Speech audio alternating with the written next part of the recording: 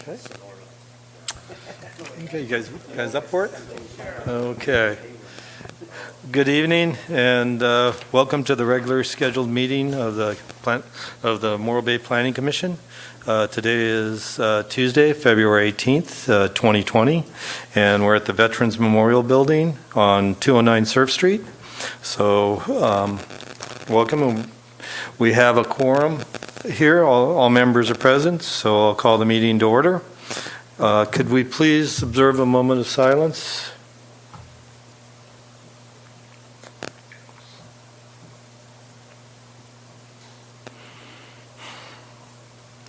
Right, thank you. Please stand, face the flag if you're able, and begin the Pledge of Allegiance. Ready? Begin. I pledge allegiance to the flag of the United States of America, and to the republic for which it stands, one nation, under God, indivisible, with liberty and justice for all. All right, thank you.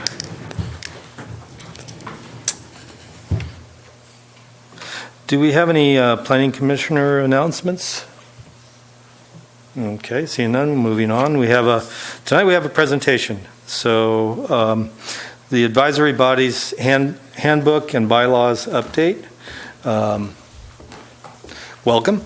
Thank you very much. Marlis McPherson, council member. And I'm here in place of the mayor, who is your council liaison. He is on vacation in Hawaii, so I agreed to come in his place and give you the update. He and I served on the subcommittee that looked at the policies, both for the council and for the advisory boards. And they were first put together in 2002, and they've been updated a number of times since. The most recent one was motivated by Barbara Spagnola, who is the chair of the CFAC, Citizens Finance Advisory Board. And she wanted to change a few things about mostly the way you keep attendance. And so that motivated us to appoint a council subcommittee. We studied it. We made a number of changes. So I have to tell you that the fewest number of them actually apply to the Planning Commission because you have special powers that the other ones don't have. But I'm just going to summarize all of the changes that we made, and even if it doesn't apply to you, just so you're up to date. And I would recommend that you check out, it's online, the most recent version of it if you have not read it yourself. Because I don't know if you've all had training. Training is a more recent thing that we've done for all of the new advisory board members, but it hasn't been going on that many years, so check it out. So, we have 6 advisory boards, and then we have 2 that were special committees, special advisory committees. One was for the general plan update, and the other one was for the water reclamation facility citizens advisory committee. And so one of the actions we took is that we terminated both of those committees. GPAC is pretty much done, and the water reclamation facility is breaking ground hopefully next month. So most of the major decisions have been made, and we transferred the financial oversight to the Citizens Finance Committee, and any technical issues that still might remain to PWAB, the Public Works Advisory Board. So those 2 committees no longer exist. Then we added a short-term vacation rental representative to the TBID because they are now in the TBID. And then we made the change that Barb Spagnola wanted, and some of that has to do with the way we keep track of attendance.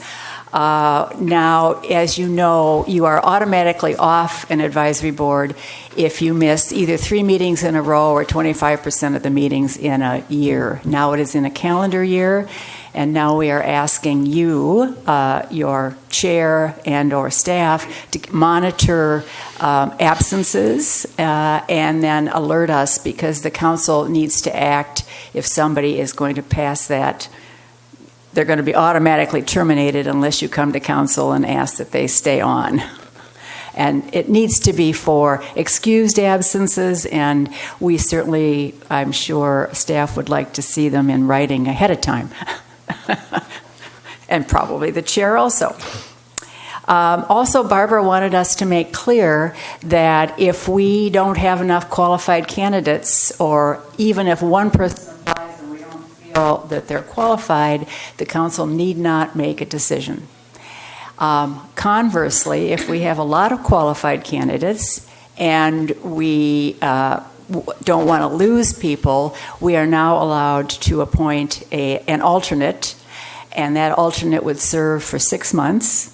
And in case a vacancy occurred, they could automatically fill, so we would not have to go back and recruit again. And the Planning Commission now has an alternate. So Laura Barton applied and was qualified, and so she is an alternate to the Planning Commission. In case you need her. Then we made changes to the work planning process. And as you know, the council has 2-year strategic goals, and those are promulgated in the year after a general election. So starting with next January, we will begin a new strategic planning process, and the first thing we will do is relook at our goals, and from our goals flow the objectives, and from the objectives flow the work plan for each of the advisory boards. And so what we will be asking is each of them to submit to council ahead of time any ideas that you have about what you think you need to be looking at in the coming 2 years. These are 2-year objectives and 2-year work plans. So, and I'm sure that Scott will arrange a meeting for you to do that. And then that your ideas will come to council, staff's ideas will come to council, and then depending on staff workload, we will establish objectives. We will also be getting citizen input, probably by way of a couple of public forums where the public is invited to come in and also give their input on what they'd like to see on the goals and objectives. And this is a change now. When you want to add an agenda item, a future agenda item, you do have to ask permission from council, because the assumption is that you're working on the priorities, and because of limited staff time, we need to be able to know if staff has enough time to add something to their agenda. So the council wants to assess that situation, and if it's important enough, then we'll try to figure out how to deal with it. But we would like you to come to council with a request if you want to add things that are not on the work plan. And we know that things come up, and we know that things happen, and sometimes you have to do that. The council is imposing that same obligation on itself, in that if we want to add to the work plan, i.e. put another issue on, we have to ask our city manager if he has the staff capacity to do that, and if he doesn't, he can remove an item from the work plan. So we're simply trying to keep focused on the city's priorities and not get distracted with other issues. So let me see what else. Okay, next, reporting recommendations to council. And this is something that some of the other advisory boards have had trouble doing. They haven't known how to bring forward when you make a recommendation, or you've reviewed something and you want to let council know what you've decided or what you think. How do you report that to council? And it needs to be, if you want to make a formal recommendation to council, you need to actually make a motion, a second, take a vote, and then it would be conveyed either by the chair in an email or the liaison to the full council, so that we know what it is that you are recommending. And that's if you're making a formal recommendation. But otherwise, if you just have a discussion, we're not likely to hear about it unless it gets included in the staff report. We also made some clarifications in how advisory boards deal with staff, and we have requested that you get questions to your staff ahead of the meeting so that they are prepared to answer at the meeting. Sometimes, and we do this at council, we always try to get questions ahead of time so that you don't catch staff off guard and make them look silly or like they don't know the answer. So that is something we are asking everyone to do. And again, it's more. And oftentimes what I've seen when we do it at council is if you get questions ahead of time, I always say, you don't need to get the answers back to me, but just be prepared to answer in the full session. They will actually incorporate answers in the staff report, as it turns out. So it's just helpful to get questions ahead of time. Okay. And then we're asking that if you want to change any of your procedures, like the time you meet or the day you meet, that you ask council for that you come to council and ask permission to do that, just so we know what you're doing and what you're up to. And finally, we reduced the number of meetings for the advisory boards, except for the Planning Commission, which you are definitely excluded. But the thinking on that was that one of our goals is to expand public participation and citizen involvement in the process.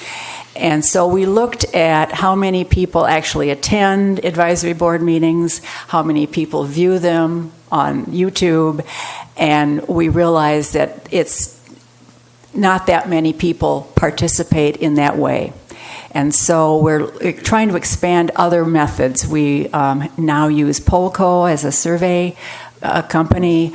We're using more ad hoc committees to actually get in with citizen involvement, to get in depth on issues, more citizen forums, and alternative ways to get broader participation than just those people that may watch a meeting or attend a meeting. So that's the reason for cutting back on them, because it takes quite a bit of staff time to prepare and to prepare for and run and then follow up from an advisory board meeting. So there's one other change that applies to the Planning Commission, and that was that written into the bylaws, there was a requirement that we're supposed to have joint meetings with the City Council twice a year, and we realized that we don't do that. So instead of having it there, we have basically said that if the council may request it if we need it, if we need a joint meeting because we have joint deliberation. And I believe that we did that several times during the general plan update, where we were both looking at issues and it was easier to get a joint meeting of both bodies. But in the future, it's not in the handbook anymore as a requirement. So I'd be happy to answer any questions you might have. I encourage all of you to read the whole handbook because that covers everything.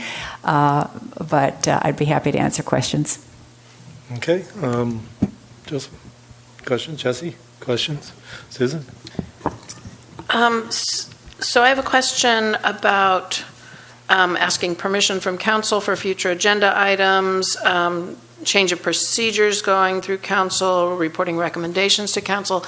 Is that done during public comment? Is it done, say by the chair with an email to everybody on council and then you discuss it at a meeting? I'm sort of unsure about where that takes place and how, and then how long it would take if it's brought up, say, in public comment at a council meeting.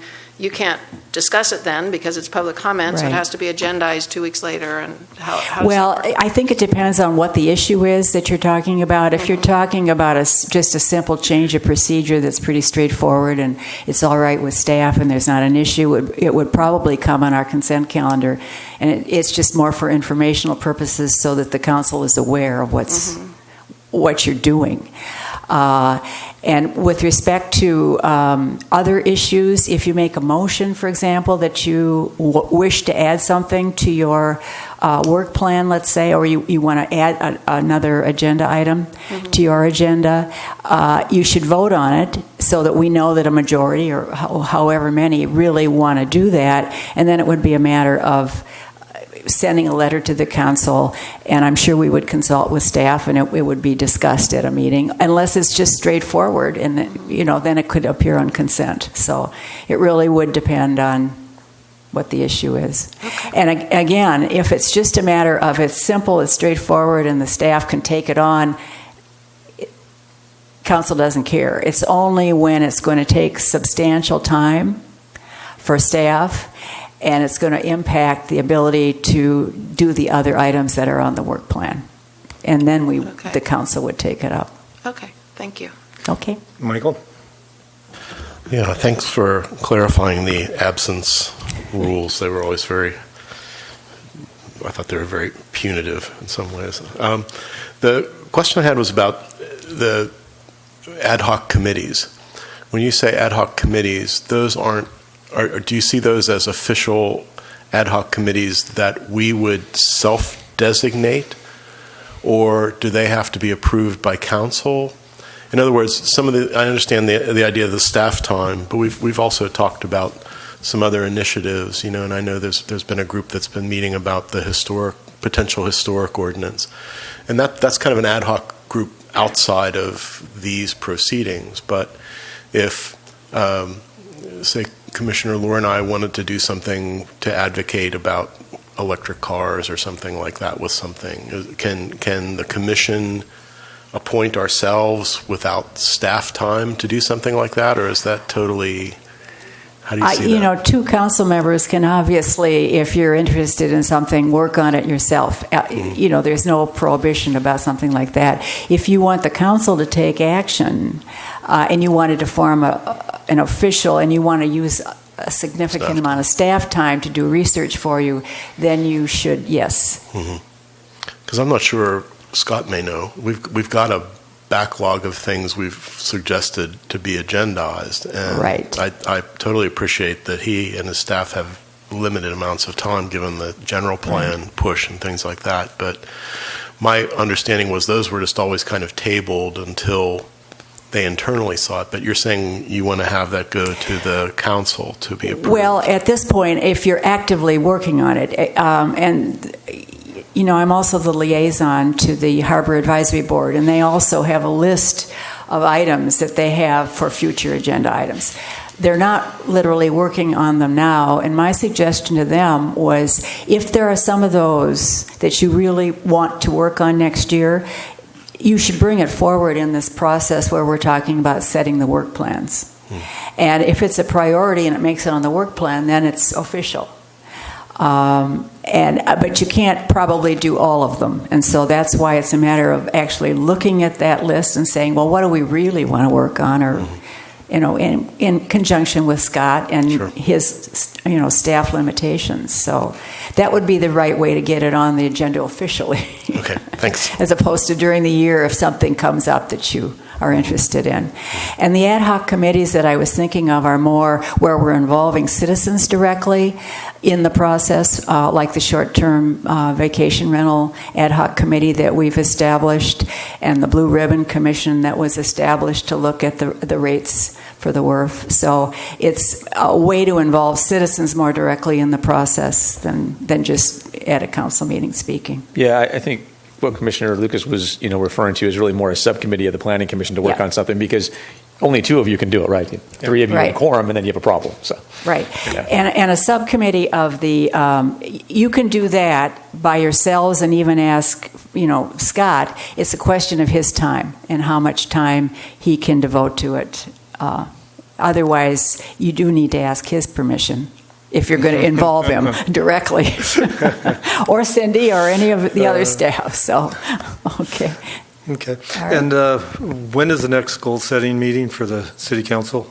I don't know for sure, but they will start the process, I think, in January, February, thereabouts. I mean, the new council has to be seated.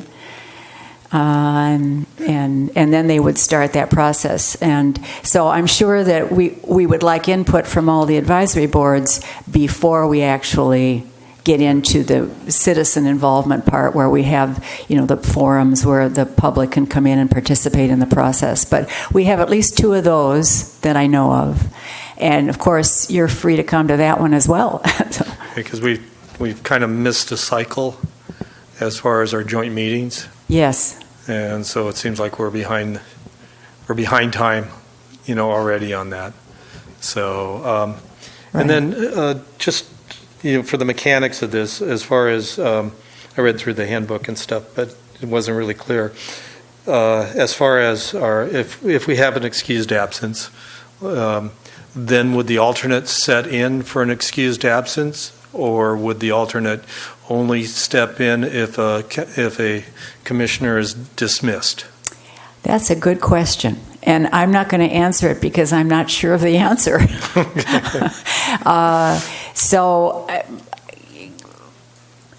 I think that it's only I think you could sit in but not participate, is my understanding. So you could sit in at the meeting but not participate in the meeting, then alternate could. But I think the alternate is really if there is a vacancy and then we have already recruited somebody and that was the purpose of it. And if we don't have a quorum, say for instance we have an earthquake or something and we only have, so what would the mechanism be for that? Would we have to just cancel the meeting and wait till a further if we don't have a quorum, then we wouldn't be able to meet.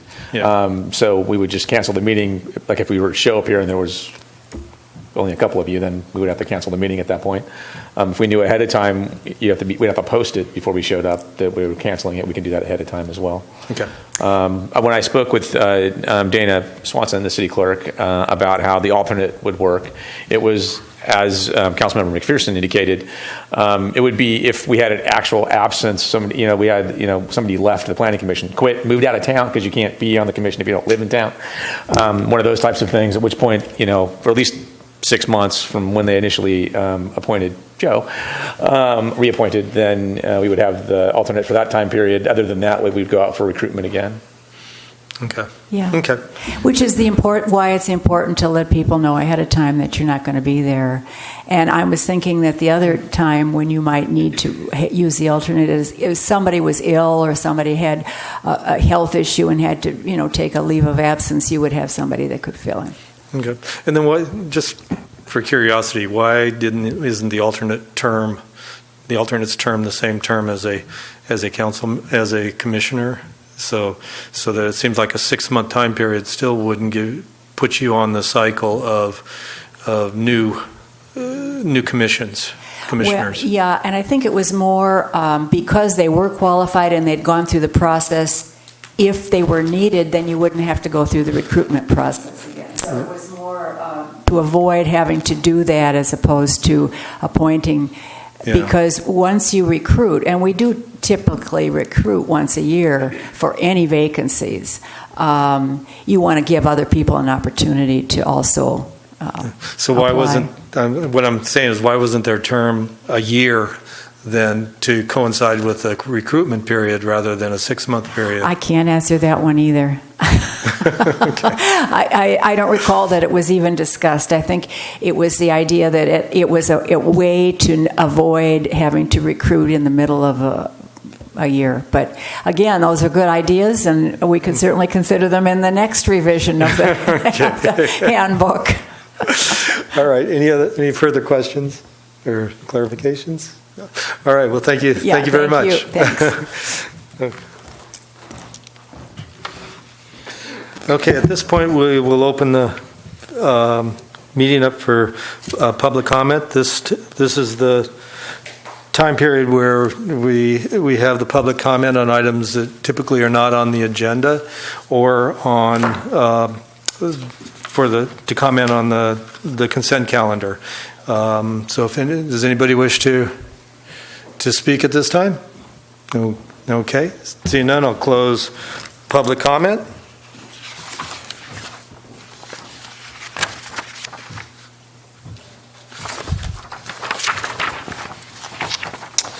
And next we have the consent calendar. We have 3 items. Does anybody wish to pull an item on the consent calendar or make a comment or suggestion? Okay. Do I have a motion then? I'll move we accept the consented calendar. Second? I'll second. Okay. Discussion? None? All in favor, say aye. Aye. Opposed? Seeing none, motion passes. Item B, we have public hearings. We have none. So we move on to item number C, which is new business. And do we have any ex parte communications? Anybody would like to? I spoke with staff and just fishing family and somebody who seems to be connected with some of those projects down on the waterfront, but not the owner. Okay. And not Kathy this time. Scott, do we need to declare staff consultations with? No. Okay. I think mostly we expect you to talk to us. Okay. And what about, if we, according to the Brown Act, if we talk to somebody as a citizen that's not involved in the project, do we declare that? Yeah, or- typically no. Typically what you're reporting as ex parte communications would be persons associated with a project that's in front of you. Okay, good. Representatives, architects, whatever, or the actual, folks that own the property, that type of thing. I wanted to stay in line with the fine print of our new manual. I better be careful here then. I deal with Kathy all the time. Yeah. Seems like once a week at least, if not in this office and in my other. So, I mean, do I need to declare that kind of communication, do you think? Only if you're talking to her about something that's in front of the board. Okay. General conversations with folks you don't need to tell us about. Well, I mean, it's a even if it is in the course of doing your job, Okay. which is somewhat related. I did talk to Kathy, I'm sure, in the last couple of weeks. So, Okay, great. Okay, so this item C1, it's 1001 Front Street, and it's a review of a conditional use permit, UPO-284. And do we have a staff report on this? We do. Okay, great. Thank you. Thank you. Good evening, members of the Planning Commission. This item is a review of the conditional use permit for 1001 Front Street, and this item is being discussed tonight because the Planning Commission requested this be agendized at their January 21st, 2020 meeting, specifically regarding concerns related to public access as required for the project, and also compliance with the conditions of approval. So I've put together a presentation with some slides just to facilitate the conversation for the Planning Commission to review tonight's agenda item. The picture on the screen is the aerial image of 1001 Front Street, and the conditional use permit UPO 284 is the use permit that authorized approval for the floating docks, gangway, the landing, and after the fact permitting of the parking lot, which has been there for quite some decades. This conditional use permit was approved as a concept CUP by the Planning Commission and City Council in 2011. As required, the Coastal Commission approved the CDP in 2012, and the precise plan was approved by Planning Commission in May of 2012. As you can see by this image, this is a large property with a lot of authorized uses, approved uses. This is a figure that's in the staff report, and I put this together just to show the number of different uses on the site. Notably, the Bayside lateral access, which runs through the property. The conditional use permit that the city approved in 2012 did not include any conditions for public access. It was the coastal development permit that required a number of different public access requirements. And in 2018, the Verges Landing project came before the Planning Commission and also City Council on appeal, and that included a condition for public access, and specifically the Beach Street Gate, which is here at the top of the screen, that required that gate be open from 7:30 to dusk every day. So that is a condition that's on the CUP for the Verges kiosk, which was an amendment to the precise plan that we're discussing tonight.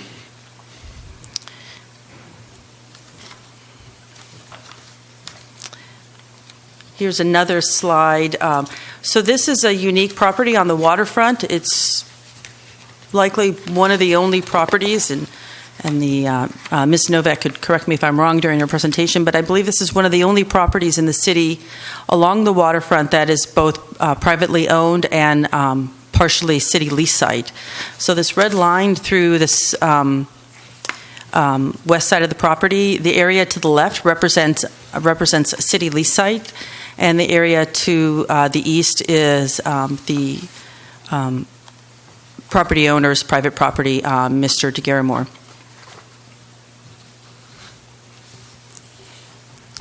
So on the next couple of slides, I've paraphrased the specific public lateral access conditions that are in the CDP that Coastal approved. Notably, the lateral access, the Waterfront Master Plan requires a minimum of 8 feet. Coastal Commission has frequently required 10 feet. In recent years, when this was approved in 2012, because of the constrained site, they only required that it be a minimum of 5 feet wide, located as close to the bayfront as possible. It also required that an alternative access way be provided when the area is closed due to commercial fishing operations. It also required that the lateral access be open as much as possible, and that public access closures were allowed during active fish unloading. This site is also an active commercial fishing operation site, so it's an interesting mix of uses in that there are coastal dependent uses along with visitor serving commercial, and then also this public coastal access that's there as well. The Coastal Commission required that a sign be required to be posted, a temporary or removable sign, informing the public of when the public coastal access would be closed. And I have a picture of it in the staff report. This is a picture that was taken approximately 2015, but it says the language that Coastal Commission has in those has in that condition. Excuse me. Additionally, other coastal public access conditions include that the lateral public access shall remain free of unnecessary materials and structures, including portable storage structures and garbage bins not intended for use by the public, and that floating docks shall be publicly available for general public pedestrian access. Verges Sport Fishing is currently using those floating docks, and that was included as part of the CUP approval. And directional signs were also included as a condition, and that they be located at both ends of the lateral access, the patio entrance, and the public view deck at either end of the commercial fishing wharf. And I'll have some pictures later in the presentation showing these areas. Also that the public view deck and public restroom be conspicuously signed and available for public use, and tables on the public view deck and within public seating patio, I think I have a typo here, shall have signs informing the public that no purchase is required to use tables. That language is quoted from the CDP. The next couple of slides, so I realize this is hard to see, so I've kind of broken up the site plan into 3 different slides. This is the top half, essentially. The CUP that the city approved looks the same as the coastal development permit plans, but the only change is that at both the top and the bottom of the site plan, there are handwritten notes by Coastal Commission staff, and I know that this is hard to read in the packet, so I will read it to you. It says, Coastal staff said, this here says, approximate location of lateral access to extend beyond lease line north of Stacks Wine and link up to existing sidewalk near intersection of Beach Street and Embarcadero. So the shaded area depicts the location of the lateral access. And then down here at the bottom, it says, sign to be temporary, removable, and not in place when commercial fishing operations not occurring. And then here's a zoomed in version, still hard to read. This here is denoting approximate location of bench. They do have picnic table style seating here and 2 benches currently. This handwritten notation says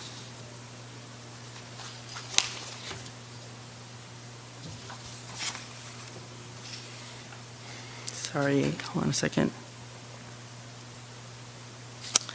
Oh, I didn't write that down in my notes here. But it says that is the approximate location of the trash area, right there. And then here again it says, coastal staff wrote, sign to be temporary removable and not in place when commercial fishing operations not occurring. And then here's the second half of that site plan. And the handwritten notation at the bottom says, lateral access to extend past southern lease line.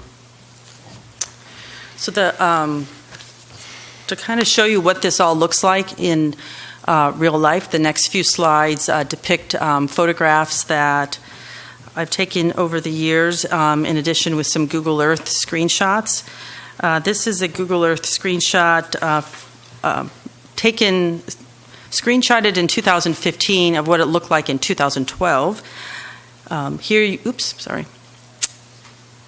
can see the Beach Street Gate on the north side, and the next slides we'll walk through heading south in this public access. So the Stack's restaurant, or the Stack's business, is here on the left, and the fuel dock is here on the right.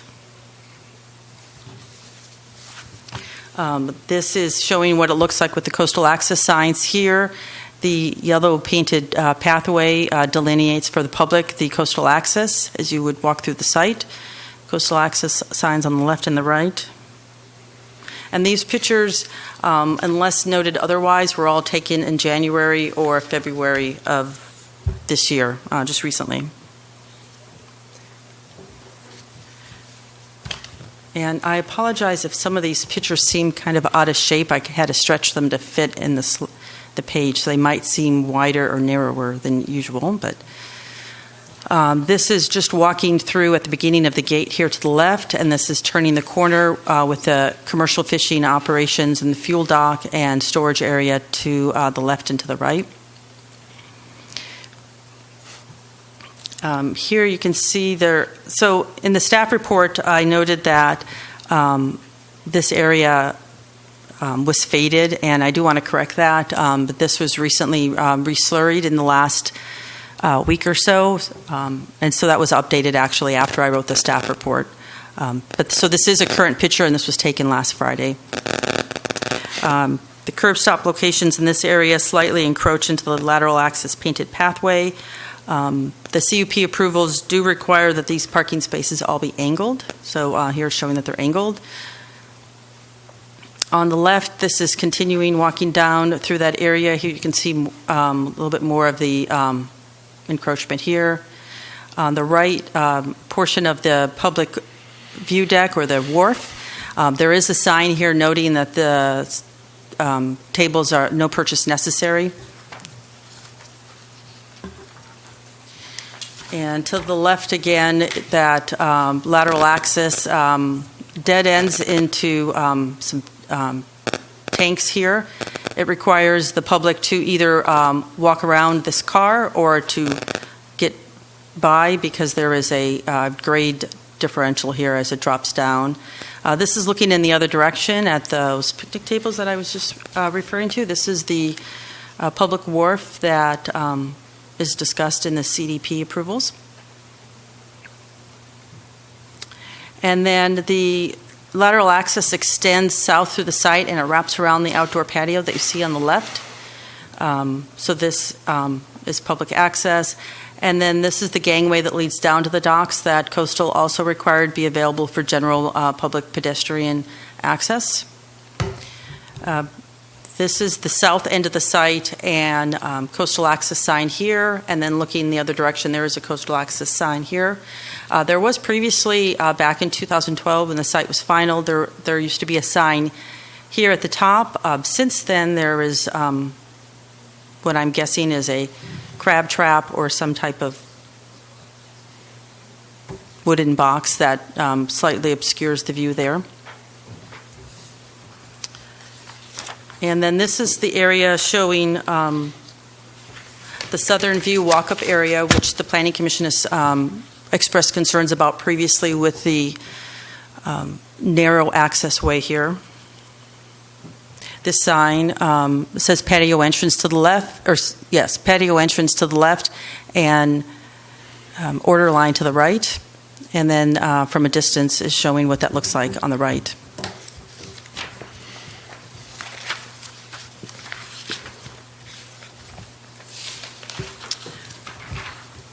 The next couple of slides I wanted to show you depict the changes in what the site looks like, aerial images over the years.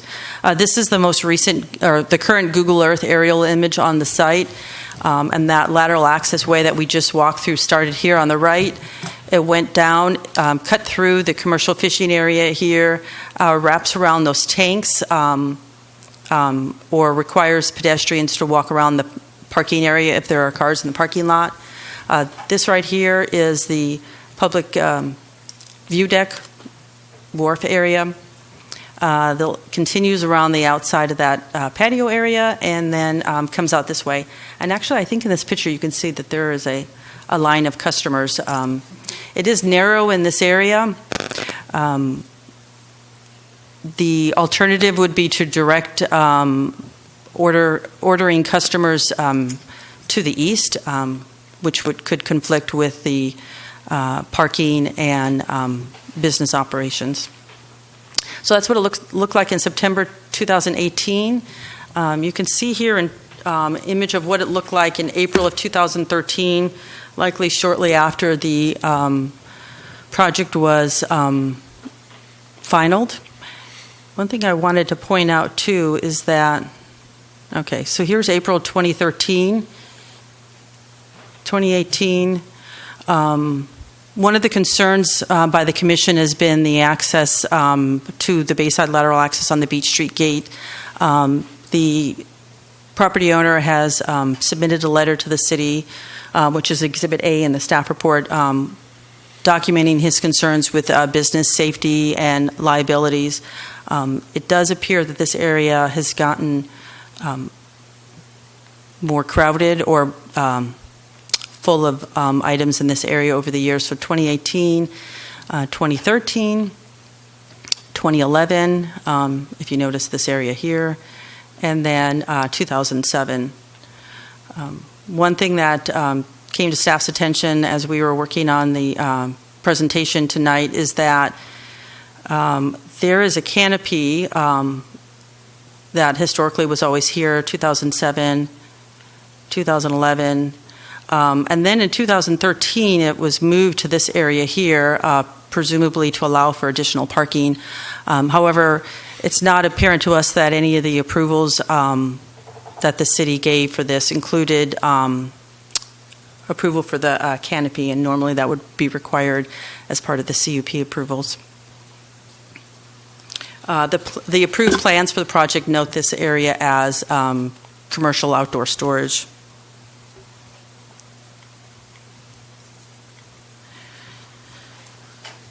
So in reviewing the CUP for the item that the Planning Commission requested tonight, the items on the screen are the areas of discussion items that staff is presenting for Planning Commission consideration.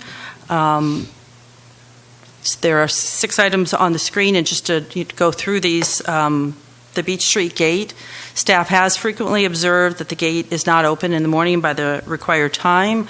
Mr. DeGaramore's letter, which was included in the staff report, states that his understanding was that the gate was required to be open by 8. He has reviewed his conditions on the project and acknowledges that the requirement by the city is that it be open by 7:30 in the morning. He's requesting resolution of this non-compliance item by logging all gate openings and closures, and then requesting that the Planning Commission re-review this in 6 months to document compliance. Lateral access visibility. As stated, the CDP requires 5-foot wide lateral access. Staff's recommending that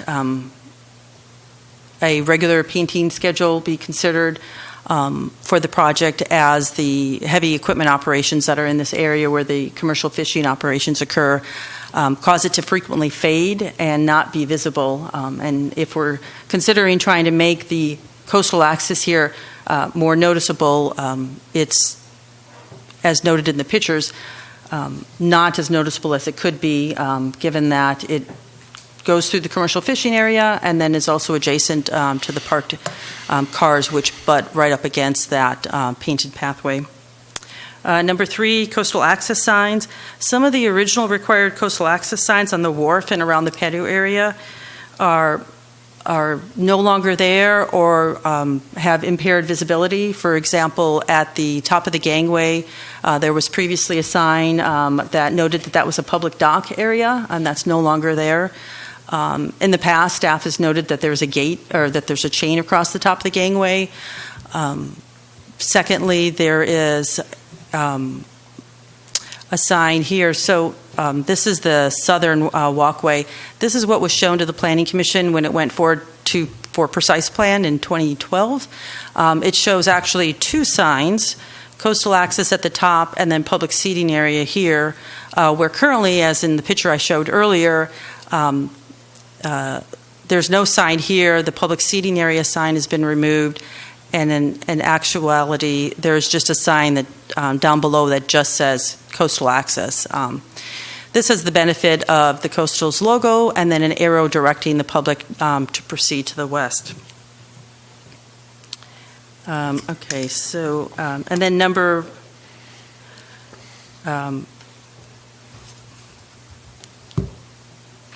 sorry. So staff is also recommending for discussion by Planning Commission that a coastal access sign be considered to be added to the south of the walk-up window at that, I'm going to go back here to this photo here. At this walk-up window, when there is a line of customers, this sign is not visible at all. One consideration would be to add a coastal access sign to the gate, to the railing here, which would be off the lease site or off the property, to provide greater visibility to the public when the customer line is covering this sign here.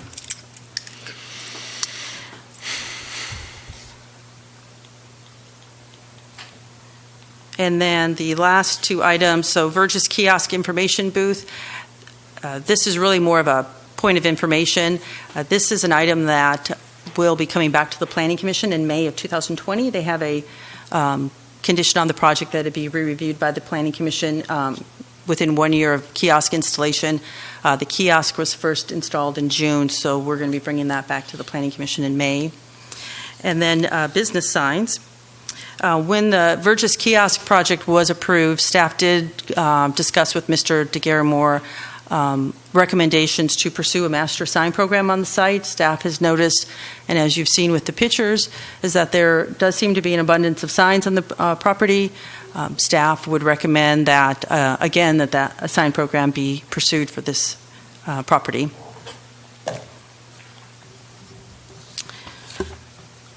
And so with that, that concludes my presentation. It is, the slides are meant to facilitate a discussion by the Planning Commission. As noted in Mr. DeGaramore's letter, he does present some concerns for his business, and staff's also attempted to point out the public access concerns, and we are committed to working with the property owner to maintain public access here. Thanks. Okay, great. Thank you. Thank you for this presentation. Do we have questions for staff? Jesse? The first question I have is, I don't know if it's a discrepancy or a deviation, but the parking stalls at, did I lose it? There it is. The parking stalls along the wharf are at diagonal, but on the site plan they're parallel or perpendicular. Why is that, do you think? They were presented in the plans as parallel, but there was a condition that they be diagonal at no more than 45-degree angle. And it was really because of the site was so tight to maintain the parking and to get the drive aisle minimum requirements, excuse me. Okay, would it also okay, so that's one thing I have a question about. The other one is, you said there was a tarp or a shade structure that disappeared on the north side of the property behind Stacks. Right. Or I'm sorry, to the side of Stacks. Yeah, So was that requested as part of their CUP, or is that they just did that on their own? I think they just did that on their own. So would it be safe to say they gained 8 parking spots by removing a structure and relocating it? No, they did not gain any additional parking spaces. On the plans, this area was shown as outdoor storage area, but by the time that we did the final, that canopy was not there. So there was always parking along parking along this area here. Okay. Yeah. Okay. So here's an image of what this would have been right after a CUP approval, and it shows here all of these parking spaces. But that's not shown on the CDP site plan. There's 5 shown on the site plan and like 9 there. Okay. Okay. Joseph? In the northern parking lot where the diagonal spaces butt up against the harbor walk, I noticed the cement tire barriers, they actually go into the harbor walk. Is that because you have to have enough backup space getting out of the parking lot, out of the parking space? Yes, and they're required to have those curb stops there. It's a little confusing, and I will say that it's a voluminous amount of paperwork for this particular project, but from staff's research, the best that we could determine was that the lateral access was required to be actually in the center of this wharf area, and yet the painted pathway appears to be as close to the parking spots as possible, and I'll back up some slides here so that you see this encroachment here. Honestly, it is unclear why it's not on the wharf area and why it's over here. And it might be that the applicant or their representative can speak further on that. Okay. Susan, questions? Michael, questions? I guess my question would be more along that line. So what was adopted with the plan I've got in front that you were referring to that has the handwritten notations, there's a series of things like the hoist and a work shed, and there's things that indicate what the working part of the pier is, so that the walkway that was shown did not impact the working aspect of the pier. So I guess the question I'll ask the applicant or the owner is, has the nature of those operations changed if they're being impacted by the walkway? Because then I would say we have some other things to talk about. Tell me again why was the Verges thing on here, the Verges booth? That was to point out, so Verges was included in the staff report because it's the only location or the only city permit that we have that required that Beach Street gate be open by a certain time. So this particular CUP, when it was approved in 2012, had no discussion whatsoever of lateral access. There's no conditions on the concept plan, and there's no conditions on the precise plan. And in previous city permit history, and there's been dozens of past city planning permits that have been issued for this property, and we've never come across any kind of requirement for lateral access. But it was when it went to Coastal Commission, and then Coastal Commission said, hey, you have to put in lateral access. So then that was on the project. So when Verges came in, that was a condition that was added by the Planning Commission is that an acknowledgement that the project had not been maintaining the lateral access as the CDP required. So when Verges came forward, since that was an amendment to the precise plan, that condition was added that you have to make sure that Beach Street gate is open every morning at 7:30 in the morning. Coincidentally, the Coastal Commission condition isn't 7:30, it's dawn to dusk. So it wasn't a new a new requirement, it was a restatement. It was a of the restatement. previous. Okay. Yeah, and actually a bit more flexible depending on the time of the year and the sunrise. Okay. On the CDP for 311031 on Exhibit D, we have 2B.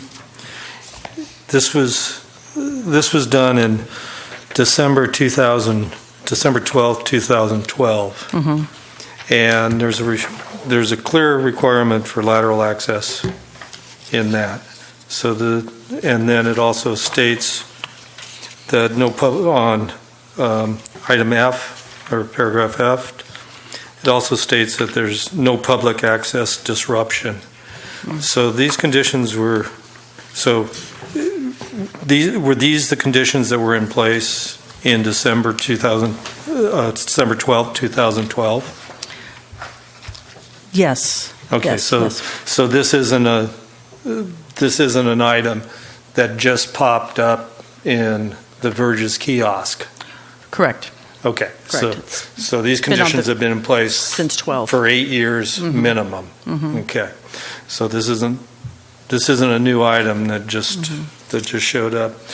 Also, I noticed this is adding another click onto this. There was some new construction that was done on the Beach Street side, so the north side, which now looks like it was landscaping, and now looks like it's seating area.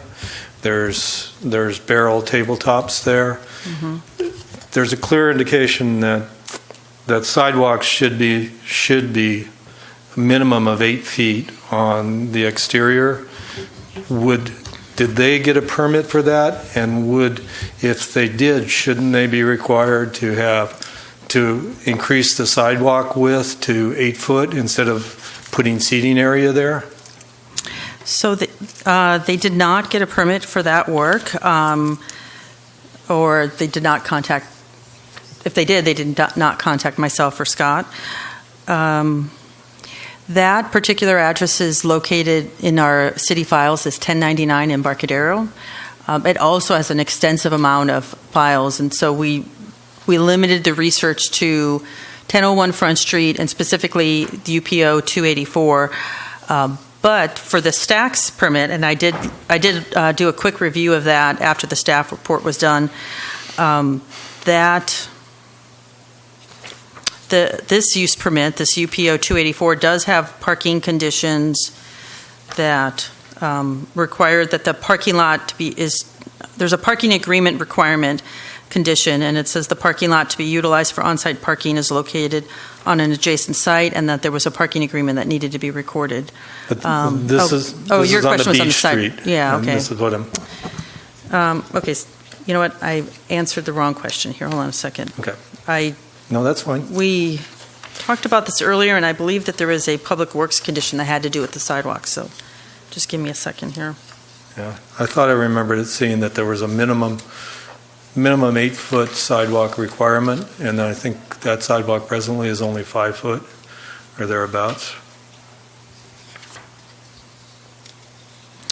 Okay, so there is an engineering condition, and it says, at which time there is a comprehensive redevelopment of the site, the installation of the upgrade of the sidewalk to a minimum of 8 feet in width shall be required.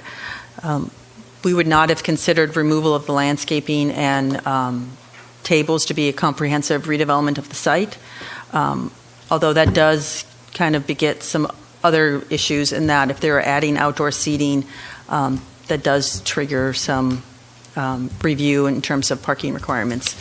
Okay. And then this lateral access, is this required to be ADA compliant?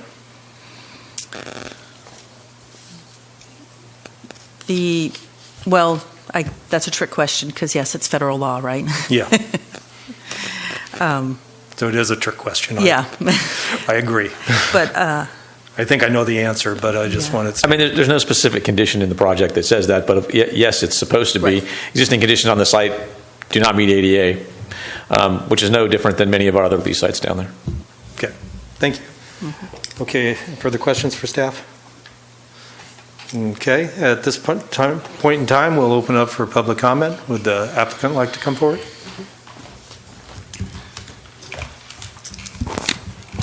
Good evening, Chair Luer and Commissioners. My name is Kathy Novak, and I'm here this evening representing Mr. DeGaramore for the 1001 Front Street report. Before I begin, I'd like to thank staff and the Planning Commission for allowing us time to explain the events that have led to the questions and concerns regarding the lateral access and some other items. We do have a proposal to address these items that are in your staff report, and I will cover these at the end. But in the meantime, I'd like to go over some most recent events that have led to this point. First, Mr. DeGaramore would like to offer his sincere apologies for the misunderstanding regarding the opening time for the Beach Street Gate. He had a meeting with staff about a month ago and explained that the fuel dock opens at 8 a.m., and he just had it in his mind that the gate would open at the same time. He has instructed his fuel dock worker to open the gate first thing when he got to work at 8 a.m. He also admits that there has been a couple of times when his employee was late to work and the gate was opened shortly thereafter. After bringing this to his attention, Mr. DeGaramore reviewed the permit and was quite surprised when he saw that the time was 7:30 instead. So it was an honest mistake on his part, and there was no intent to purposefully keep the gate closed longer than it should have, or closed outside the allowed time for the commercial fishing activities. He has also heard criticisms about the two Embarcadero side gates open late into the evening while the access way gate is closed. The sole reason for this is Stax closes at 10 p.m.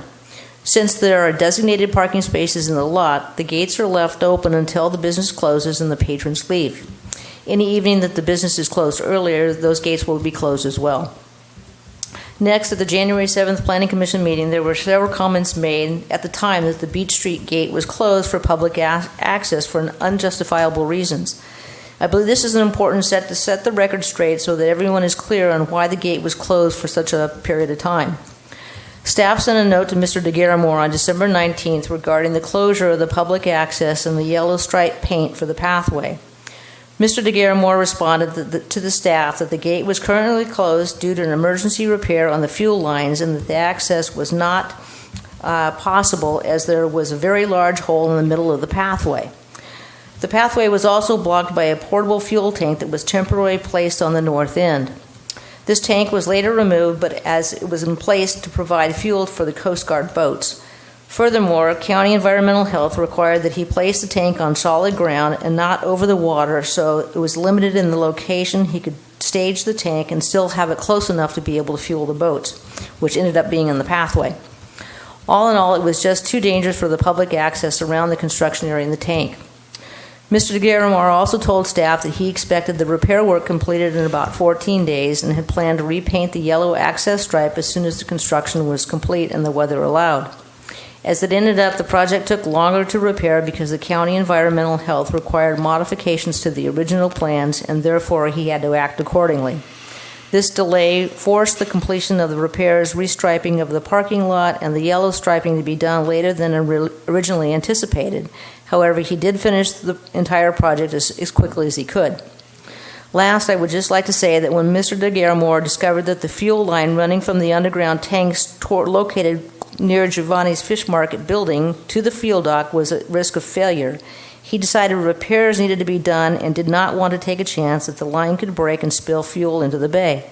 So I believe his quick action to take care of the situation outweighs the need for an open access way, all the while knowing it would be closed for repairs if serious problems occurred. Next, while I'm on the public safety issue, Mr. DeGaramore has long expressed his concern for public safety in this area. He has frequently had members of the public walking around the closed area, through the unloading areas, under the hoist, in front of forklifts loaded with totes and fish and other areas that have caused him grave concern for their safety. He knows these folks are fascinated looking at the boats, fish unloading, and general goings-on, but frankly, common sense gets lost and they just don't seem to be aware of the dangers of the forklifts and the heavy pallets, a swinging hoist, fish unloading equipment, or more.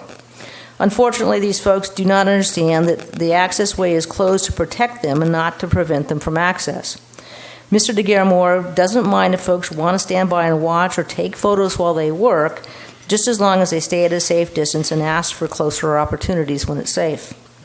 There's a real conflict that we are asking the Planning Commission to understand, and that is that the city has expressed many times over the years they want to maintain Morro Bay as a working waterfront. However, we need to work together to preserve this and find a delicate balance between the commercial fishing, the fuel dock operations, and the general public's access to the coastline. Mr. DeGarmore believes that temporary closure of the access way is essential for public safety and is also to the commercial fishing industry for continued dockside access so that the two can coexist. This is not an easy task, especially in this location.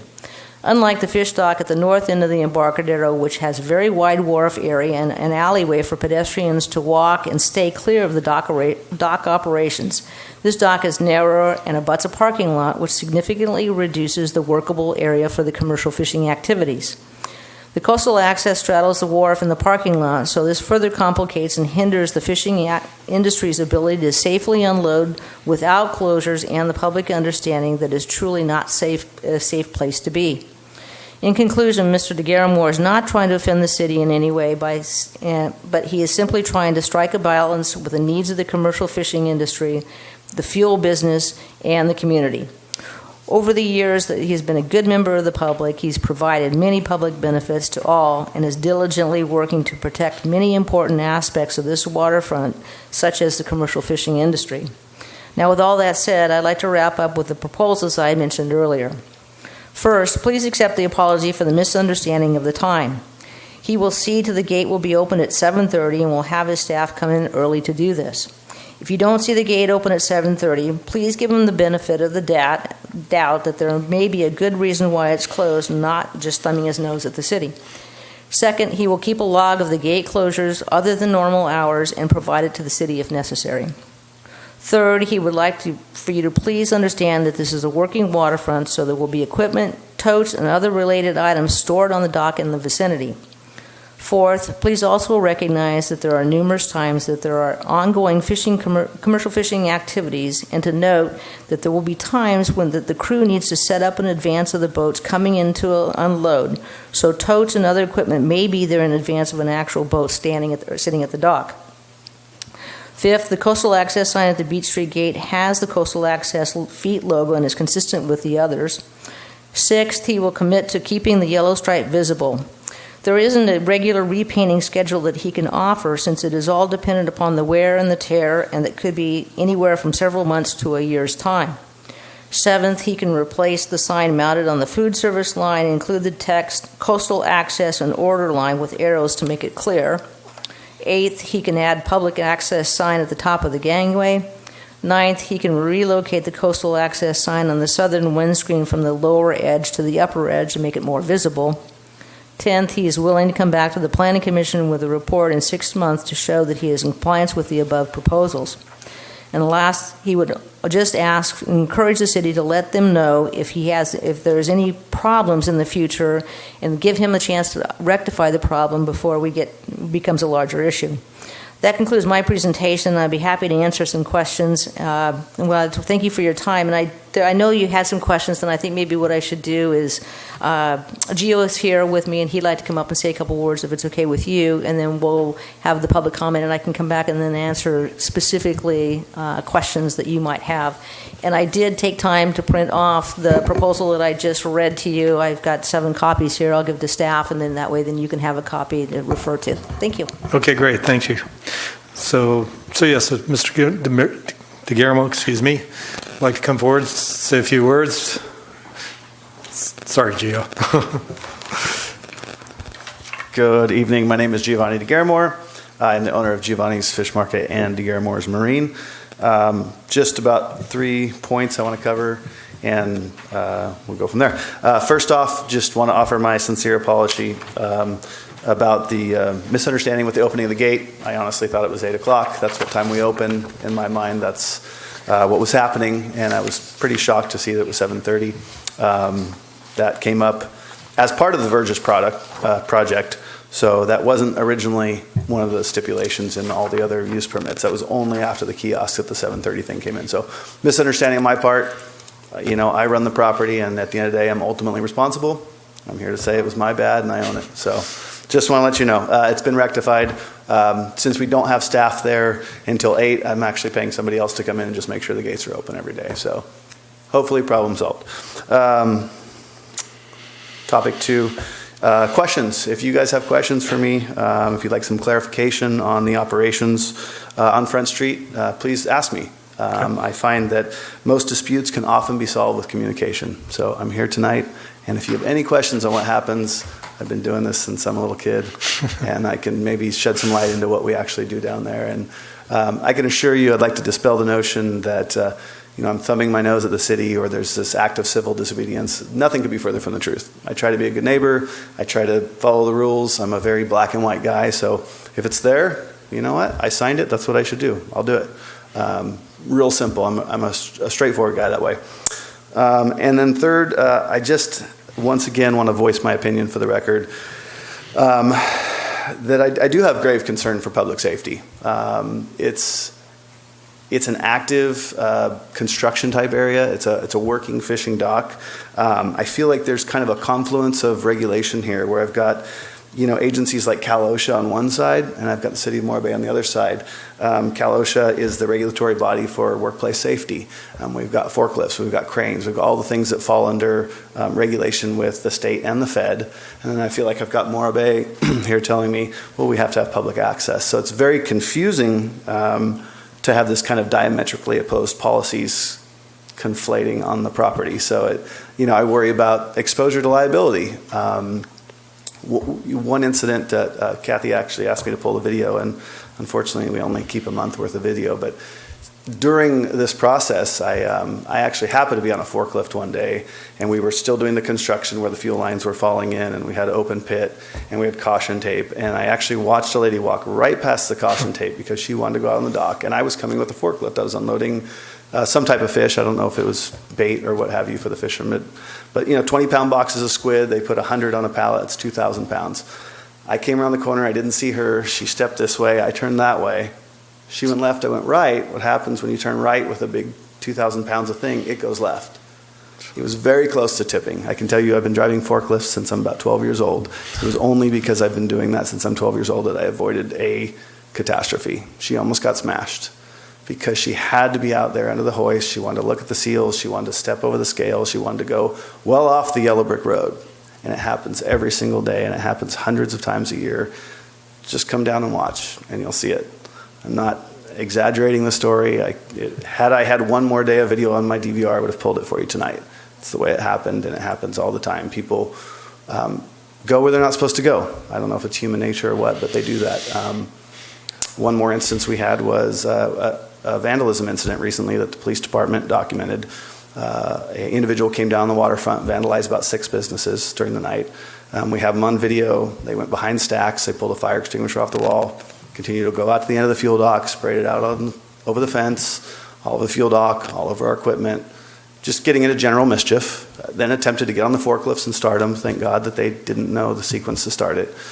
Things like these happen all the time. They happen in the daytime. They happen, especially at the nighttime, we have a problem. We've got people that have mental health issues or drug issues that are wandering around getting into all kind of mischief. I'm concerned for my liability. I'm concerned for their safety. And so that's what makes this situation kind of very confusing for me.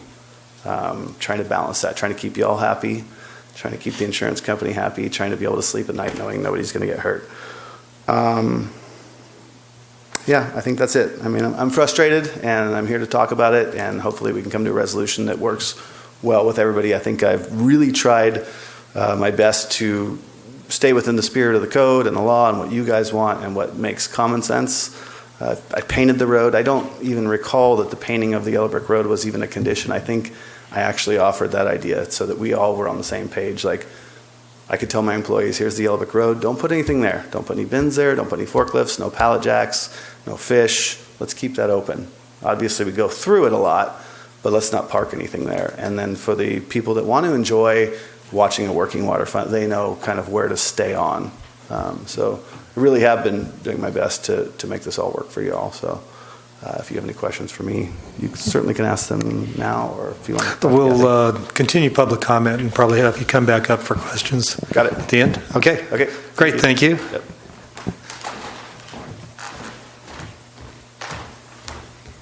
Good evening, Council. I'm Sean Green from Morro Bay.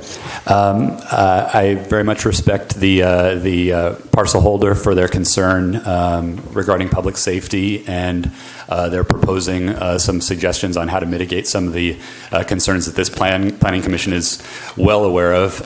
This parcel and their blockage of coastal access has come up at least once a year, whether it's at Planning Commission meetings or GPAC meetings, and yet we continue to see the same blockages.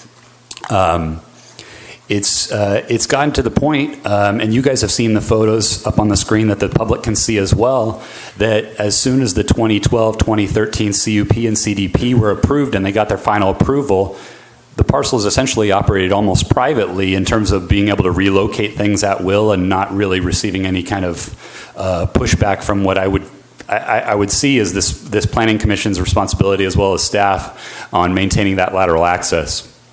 I think the biggest concerns, I'm just going to go through a list of 3 locations that you can see pretty easily on the overhead of the parcel. On the north side at the beach and Embarcadero side, the discrepancy between 7:30 and 8 a.m. is hardly the issue with that gate. It's closed more often than it's open during the middle of the day. So that's beside the point. And if 8 a.m. is easier for the parcel holder, I'm fine with 8 a.m. It's noon closures that are far more problematic. There's been a clear inability to police itself, so I think that removal of the gate is really the only option at that point, and returning to the 2015 example of a cone and a temporary sign rather than the gate that can be locked and closed with little that the general public can do in terms of finding out information, et cetera. So a logging of closures and openings seems kind of silly when we could just simply remove the gate and require a temporary delineator or chain system. At the midpoint of the parcel, where the pathway is supposed to go right along the waterfront, along what appears to be the lumber section, not the paved section. Right at the midpoint, there is almost always a set of crab tanks that doesn't seem to appear on the 2012 and 2013 approved plans, and blocks the north-south lateral access, requiring people to go at this weird little slant around that parking space that's angled. You guys have probably faced it as well. There's a problem right at that bottleneck at the midpoint. As my time's running short here, I want to focus mostly on the south side, which I think is getting overlooked. Not only did the parcel holder remove completely a coastal access sign, but the line delineators are a huge problem. And we cannot have the line move southbound. It needs to move eastbound along that business for the sake of coastal access on the south side. Thank you. Okay, thank you very much. Seems that's all of the public we have here. Do we have questions for the applicant? Okay, Michael, did you want to start? Okay, do we want to take 5? Okay. Kathy, I don't know if you're the operations person or if we should get the forklift aficionado. I'm a big forklift fan, too. My big concern on this is are we saying that the 2012 plan was inadequate to describe the operations area for the working waterfront? Well, that's an interesting question. So we tried to explain to the Coastal Commission when we were doing the dock project that there's this problem with commercial fishing operations and the need to store totes, have equipments. There has been live fishing industry going on, so there was tanks and all that kind of stuff. The Coastal Commission said, forget it. You're putting in a coastal access no matter what. And there is a section in the LCP that does talk about coastal access, lateral access, and interference with day-to-day operations. And the city has in the LCP the ability to not require a coastal access. I tried to bring that to the attention of the Coastal Commission at the time, and they said that forget it. So what we ended up doing with the Coastal Commission, they said, okay, then you put one in, but we'll just allow you for 5 feet. So that was the best compromise that we could do with the Coastal Commission to have the parking in the parking lot, have this 5-foot wide and still give Giovanni enough wharf space, or try to give him enough wharf space to be able to have all of the equipment. And things fluctuate because it depends upon what season it is. If it's salmon, you might, we have a lot of salmon boats here. You're going to have more totes, squid. So there's not one answer that at one particular time, yes, there is room sometimes, and sometimes there's not. I guess the concern is, though, is there any concern on his part that the location of we know that from the way we've seen it striped that there's been an articulation issue with the exact location on the 2012 plan, and I just wondered, is that coming from trying to say there's not enough space for the operations? Well, part of the problem when Geo put the paint on, it was the lateral access was part on the wood wharf. Well, he's discovered that the wood wharf and the yellow paint just doesn't stay. So to try to help with the visibility, he moved it over a little bit so that he could keep the paint on the pavement to make it last longer, and then actually gives people a little safer place to walk, gives him a little bit more room, and without encroaching into the parking lot too much. Most of my things are comments, but my concern is, if we're looking at this issue now, I'd be most interested if we've got an idea about the priority of a working waterfront, the priority of access coming through here. Is it a secondary or tertiary thing about the number of parking spaces?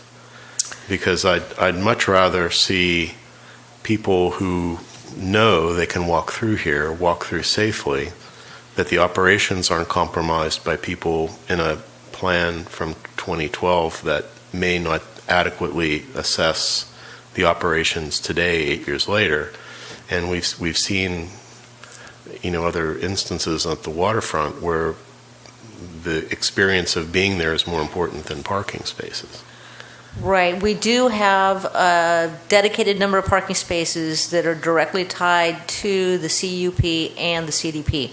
Because Verges is operating out of there, since it's a sport fishing operation that requires much more parking spaces for the permit. So I would say that if we're talking about losing parking spaces, I would say that we just need to be very careful so we don't jeopardize the CDP and then force Geo to go back to the Coastal Commission and to try to do an amendment to his permit to reduce the number of parking spaces. And then if we don't have the actual number of parking spaces, then we fall under the city's parking in lieu at $15,000 a space. So we kind of have a domino effect where we have to be really careful about the parking area. I'm just asking questions at this point. That's fine. So I want to make sure that you had the whole story. Excuse me, Michael, but Kathy, it looks like there's 4 parking spaces there that are diagonal that Michael's alluding to. If we do parallel parking there, that would allow more room for the walkway, and it would also give a barrier, more of a physical barrier for protection. So we're talking about maybe losing 1, maybe 2 parking spaces there. Is that, have you looked at that option? Instead of the diagonal parking, to go parallel parking?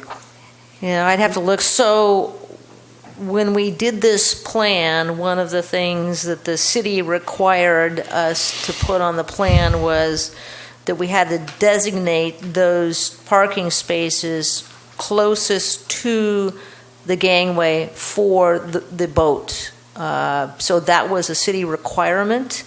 So I would say that, I'd have to double check and make sure that we're not doing something that would cause a problem with the city permit. And then we had an extensive amount of work done with the Public Works Department when we were planning this parking lot so that we could get the appropriate number of spaces plus the drive aisle widths and et cetera. Yeah. And so We had, one of the things we do is get parking exemptions here and variances as far as the Planning Commission. So I think we would be able to, if that's the solution, I think we could be pushing forward that solution to help to see if that if that works for everybody. That's just a possible solution. So Yes, excuse me. part of the dialogue here, that's what I'm just thinking about. I'm hearing that Giovanni said that, we're amenable looking at it, so maybe we can put that on the list that Right. let's consider and see if there's any, pitfalls, major pitfalls that would cause problems that we couldn't do something like that. Okay. Michael, do you have further questions for right now? Susan? I had one question about the tanks that had crab in them the other day, and then they were covered today. People were enjoying looking at the crabs, so I was pretty excited about that. In this map from 2012, they're showed running parallel to the ocean, and today they do go across the path. And I can see there's infrastructure under there and that there's about a foot drop. Is there a reason that they're moved that way? Is it because of that drop? Yes, exactly. Okay. So there was originally, we had it planned the other way, but because of where the access came down and met where that drop off, it was problems, and Giovanni was saying that he had people actually falling, so he put that crab tanks up there to protect people from just falling off and got them around so they can get down and not fall. So in terms of parking, one of my concerns was it makes it really tight there if people are walking around. What I saw, and I was telling staff this morning, is you could tell that tourists just decided to cut across the parking lot and go in front of Stacks, which in my mind is a logical thing to do. People who were locals made it around and were coming from or going across the path that's there. But if I were going to move any parking, that might be a place I would pull something back. But I think that's... Okay. Oh, and then on the other side of... there's the Stacks Wine Bar, and then where they were talking about the seating area, but between the wall of Stacks and that seating area, there's kind of a corrugated metal storage area that's open. Right. Somebody mentioned that it was in the parking lot side a long time ago, and it was just a cover that was there to protect gear and et cetera. And then when he redid the parking lot, then he moved it on the other side. And so again, it's just equipment. He stores nets. Anything for the fishing operations is just a way to just cover things up. Okay, thanks. Jesse?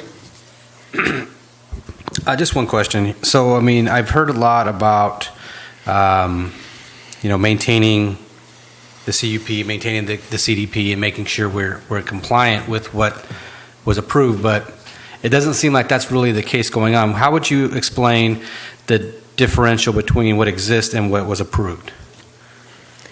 Other than he's missing a couple of signs, number one. That's one. The plan, if you're talking about the parking lot layout is significantly different than what's approved on the CDP yes, site and plan. that was because after the plan was approved, and then we worked with Rob Leivik, the city engineer, in designing the parking lot. He had some concerns about the drive aisles, and we were trying to look at how could we put the number of parking spaces in there that we needed so that to meet the requirements of the permit, have the drive aisle widths that we needed, and have the parking spaces.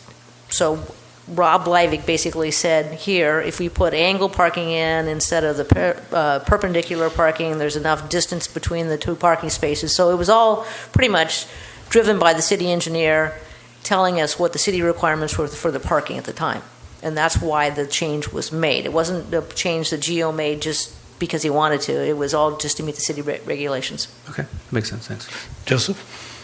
Kathy, I take it if we were to simply, it was my previous question, if we were to take the cement tire barriers and push them back 2 feet, that would make the diagonal parking spaces too short? Is that? He's pushed them back a little bit already so that he can try to get the yellow painting in and actually move it back onto the land side just a little bit more. The yellow striping was a little bit further on to the wood wharf, and so he's pushed it back and pushed the curbs back. But if we can't really push them back much more, because if we do, yes, you're absolutely right, we'll lose, the parking spaces won't be big enough. What I'm looking at is pushing them back sufficiently so that what I'll call the nose of the automobiles don't impact the walkway. We're talking, I imagine, 1.5 or 2 feet. I asked Giovanni that question before we got up here tonight, and he said that he's going to take a look at it and see what he can figure out, and if he can, he will. And the reason I asked that is because when I looked at the property, there seemed to be 4 or 5 feet at the back of the parking space that wasn't occupied. They were all taken. The cars were all parked there, but there was 4 or 5 feet at the back of the parking space that wasn't being used. And to my thought, it was you could just push the cement thing back. The other question I have is with respect to the southern end where the order window is and all that. The post and chain business only runs for about 10 feet or so. And I was wondering there likewise, because what I saw was that the people who had their cars parked there, they actually stopped the nose of the car directly over the cement barrier so that the tires they were 2 or 3 feet east of the barriers. So there was this space of probably 3 feet before you got to the harbor walk. So I was wondering why can't you use that corridor, if you will, that would run along the harbor walk for a good 20 feet, again, just pushing the parking spaces back a little bit. And that would keep the people from not milling about on the harbor walk, which is the real problem when they're trying to get food. So the only problem with that is that parking lot is not Giovanni's. That's a city parking lot. Uh-huh. So we're talking about making off-site changes. So it was not considered in a plan, or the original plan. So the city would have to weigh in on this because it's outside the lease boundaries. Okay, to me that seems like a decent compromise and a possible solution. All right, thank you. Okay, AGP is putting an overhead up. This was a photo that I took today at about 11:45 or so. And so this is just on a Tuesday midwinter with minimal crowd there. And this is pretty typical. The order line completely blocks public access. And this is maybe 10 people there. And to your, great accomplishment, you usually have good crowds there, almost every day, which I appreciate and I, want to see continue. But this is a real choke point and a real problem area that I think we need to work with. Have you thought, what I'm seeing as the primary problem is that you have the order window at public access, and so there's no allocation for the public to line up except in the public access. Have you thought about relocating that window to the west side and then having your queue along your patio area where you have plenty of room rather than putting it in the public parking lot? Well, Gio might have to weigh in on this, but I think we still run into some issues because the design of the interior on the west side is his food line for his preparation, the cooking facilities. So we'd be talking about, he's got the the pickup window out there, but the rest of the inside, you're talking about reconfiguring the whole inside of the kitchen in there to be able to try to break through, I think, possibly. So the other problem is you still would have some issues with the people lining up because then you'd be interfering with the pickup, and then there are public restrooms down there. People could be lined up and blocking the public restrooms. I think we'll be also interfering with. So is it more important for this, from our point of from the community, to have lateral access and bay access, or to have him have an efficient pickup window? This is what we're dealing with too. But this was approved, quite a long time ago, and so I think he's doing his best right now to try to provide as much as he can. He put the bollard and chain in there to try to keep people back, and it's sometimes... But Kathy, if it's not working, maybe we should, we might need to find some solutions on that. So this is a point of discussion, at this point. And one thing I really want to be clear, that, as a preamble to you guys into the community and stuff, is my dad was a fisherman. I grew up as a fisherman. I fish commercial, down in San Diego. And so I really want to see the fishing community and the harbor continue as a working harbor front. I think this is the one thing that we have that draws the most tourists to us, is keeping this as a working harbor front. So making the restaurant and the fish market and the commercial fishing offloading there work together, I think is what our job is, and to make it work so that you've got a profitable business, so you can stay in business and you can support the community. And what you've done there has been great, but it also has to work for the rest of the community too. So there's probably going to be some trade-offs here and there. So we need to work with this to make it a good solution. So that's just a preamble. So I'm sorry if it's not a question. That's okay. I mean, if you have some reasonable suggestions, I think, Giovanni's willing to listen to what some suggestions might be that, could be easily accomplished. I mean, well, one of the things that, I guess we're into comment period now. One of the things it could be is either an extension of the lateral access on, with city approval on the bay side to widen that choke point there. Or another solution is to turn the window to change the internal operation of the restaurant, because it's obviously not working the way it is, to do the order window and the pickup window on the west side. I would personally rather see a widening of that choke point so you have clear path. But whatever you're going to do is you're going to have people wanting to line up here up against the bay so that they can see, so they can lean against the railing and look into the bay while they're waiting for their food. So this needs to be thought out much clearer and much better defined.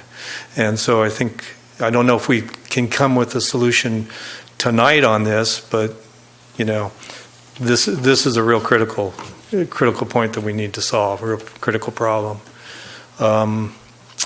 Yeah, go ahead, Joseph. I'm unclear then, and forgive me, but in the photograph there, what are the difficulties of backing those cars up? There's 3 feet. There is a problem in there with, for one thing, the people are still going to line up against the railing. That's just common. It's just right. Common, nature. It's just human nature.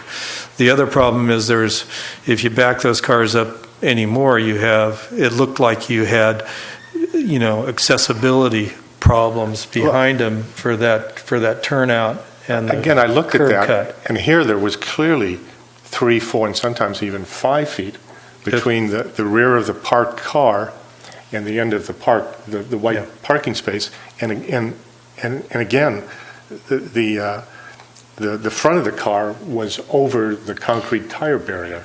Yeah. So that might be the easiest solution in terms of creating a space. Now, how to police it so that the people stay in that corridor and not move over into the other corridor, that's another issue. But I mean, physically, we might be able to arrange something.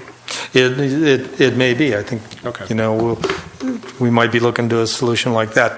That's a suggestion that we might look at.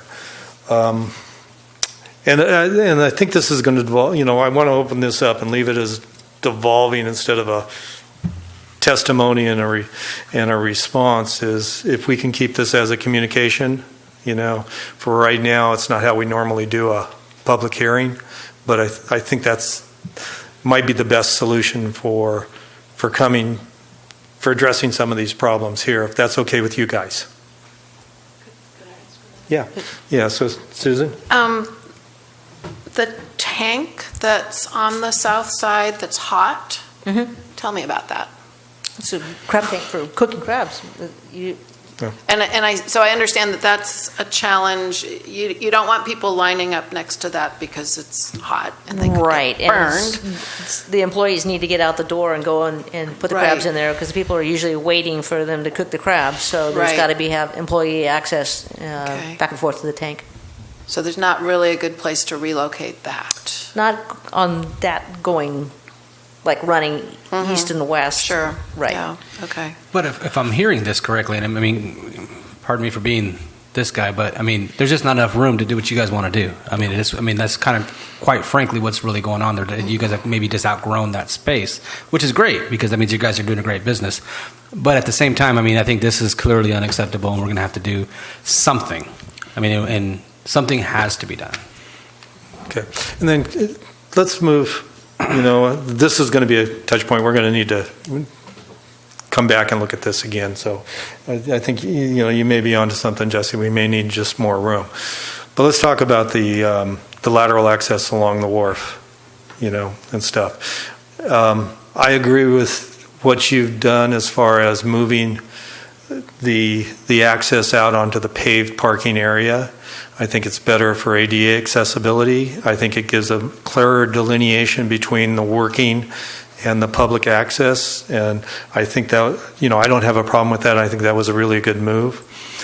So one of the solutions that's used in other harbors, and it's actually even used over at the other fish loading dock, is a simple, cone and chain that would go laterally along the separation between the pavement, between the asphalt and the wharf and the wooden, so that you could delineate that, okay, this here is lateral access, this here is wharfage.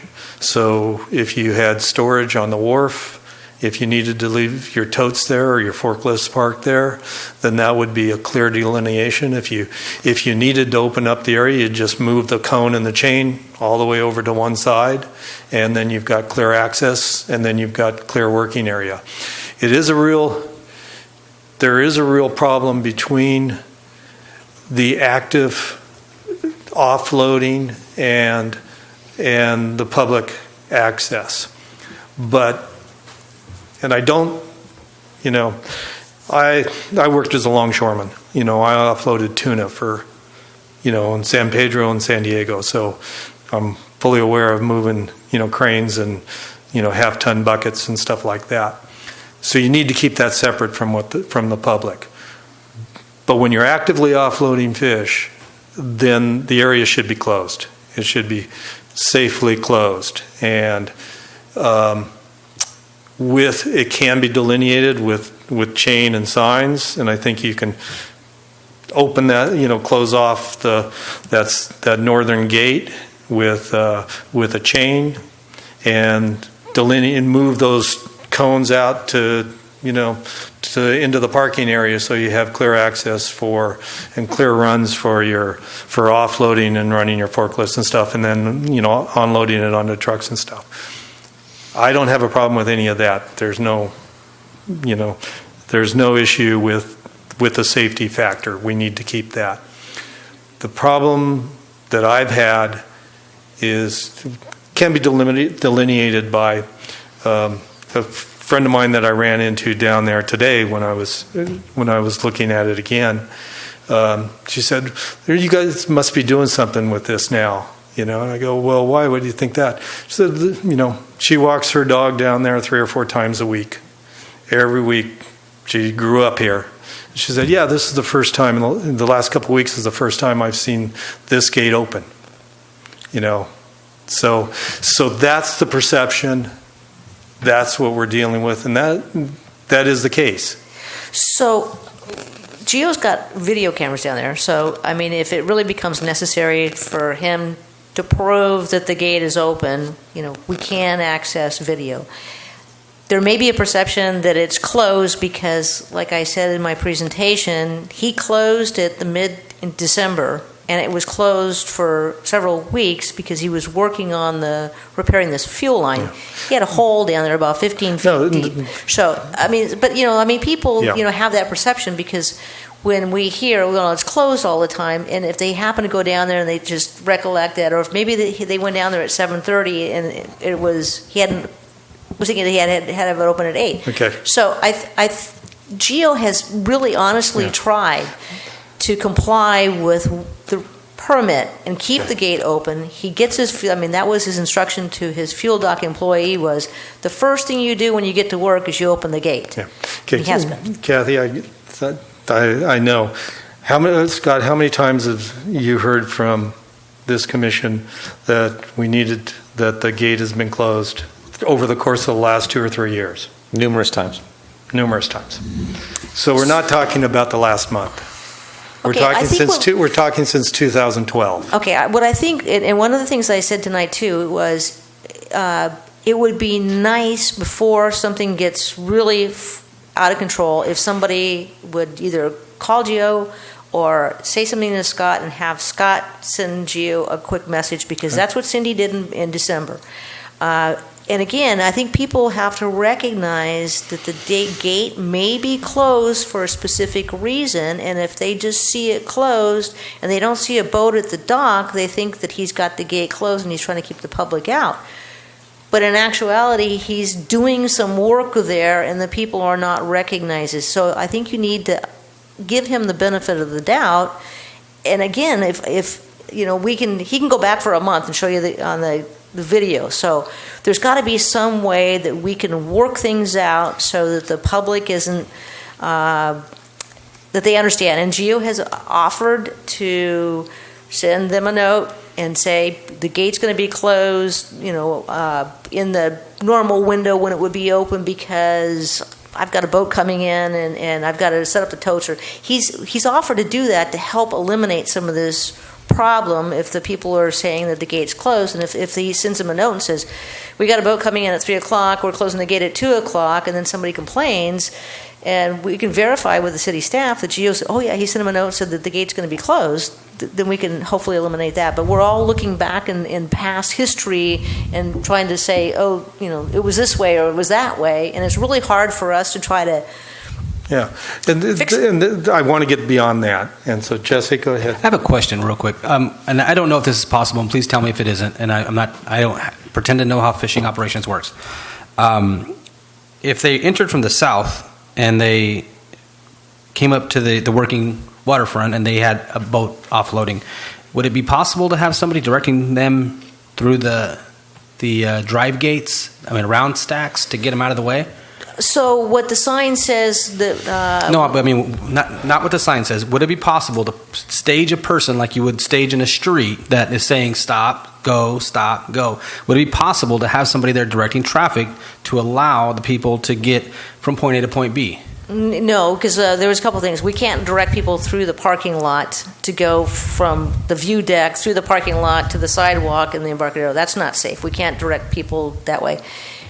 Geo's only got so many employees there to be able to do things, and trying to put essentially a policeman to monitor. Well, not a policeman, just traffic control.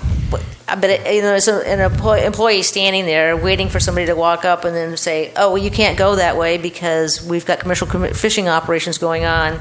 What they're supposed to do is turn around and go back the other direction that they came. That's what the sign says. But I don't legally think we can direct people to walk through a parking lot, because that's an unsafe condition. And we've got, from the back of Giovanni's Fish Market, he's got forklifts coming out the back door going over toward the wharf. So you're actually putting the pedestrians in a position where they're trying to cross where Giovanni's got his operations going on back and forth. Right, but I think what's being lost here is that, okay, so if tourists are coming from the north or coming from the south, they hit this roadblock and they have to turn around and go around, they're not going to keep going. They're going to go back the way they came, and they're going to leave. And that's what's happening. Realistically. Yeah. Okay. So I feel like a lot could be solved by adequate, probably larger signage. When you're going to close the gate, put up a sign, closed for commercial fishing operations. You've got something similar here, but probably bigger, probably higher. so that people are aware of what's going on, probably direct them, alternate beach access around the front of Stacks and across. I think allowing people, if it's possible, to come to the, if you want to watch these operations, which are cool, they can go to that viewing deck and watch from a safe distance what's going on. I think one of the big challenges with government is it doesn't understand business. And I think we are trying to do this balancing act thing, but I think some of it could just be solved by clearer communication.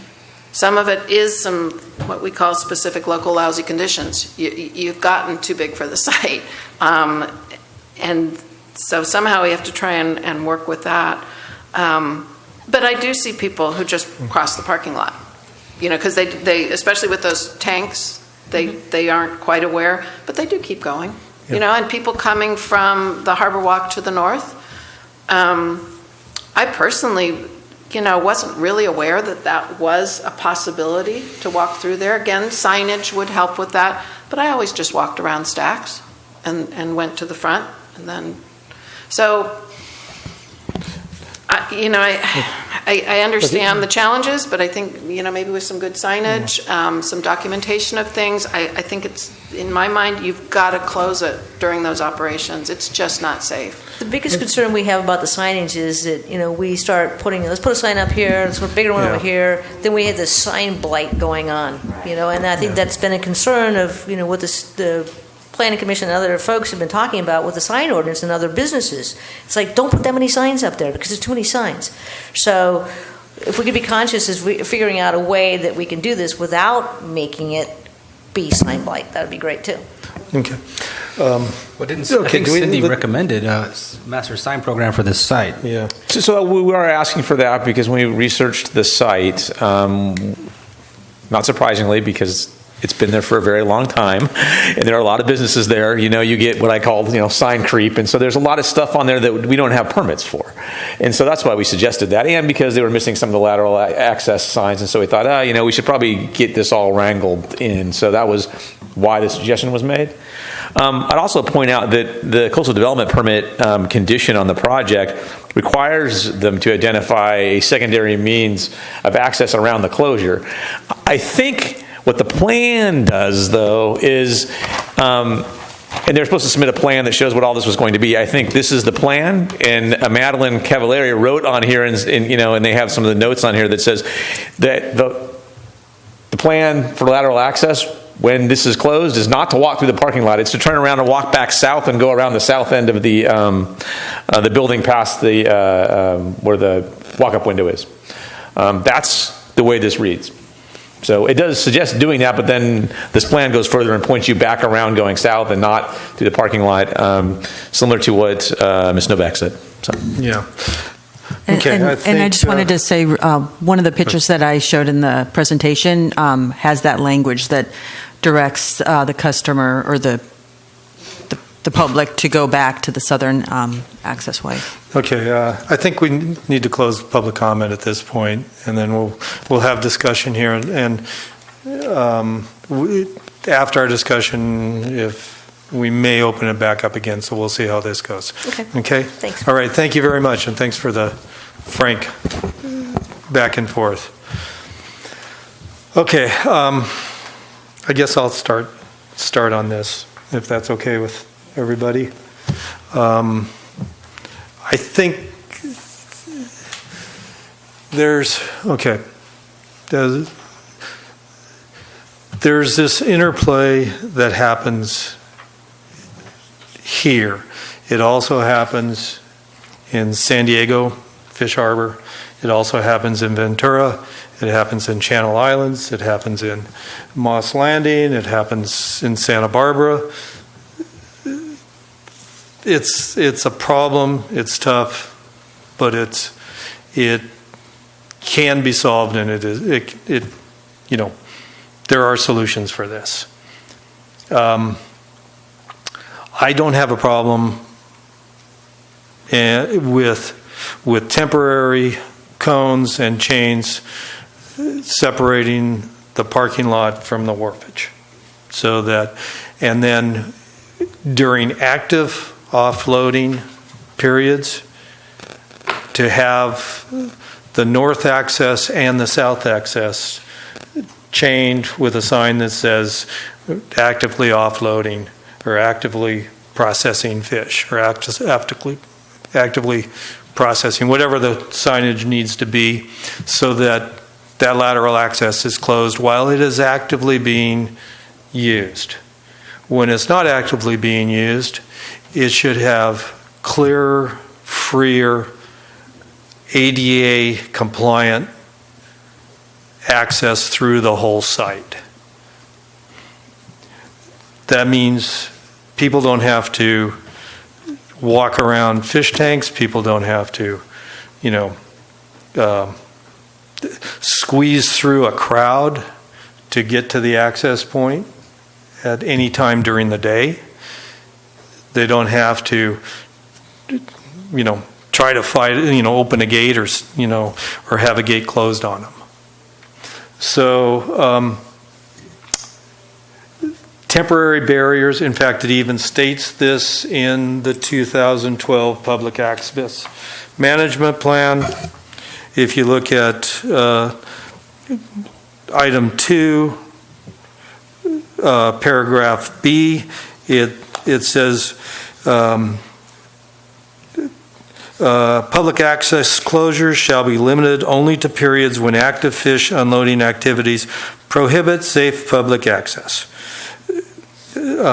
Prohibit safe public access should be accomplished using temporary ropes, cones, or other appropriate barriers, and must include signs informing the public of the expected duration of the closure and directing the public to alternative public access through or around the site. And during that period, I don't have a problem with them going around, the sidewalk and around the front of the property. So safety is paramount, but also public access, lateral access is critical. So during the active periods of offloading, then people can walk around the front. One of the conundrums or the dysfunctions I see is that even during all these active offloading of the sites, that parking lot is still open.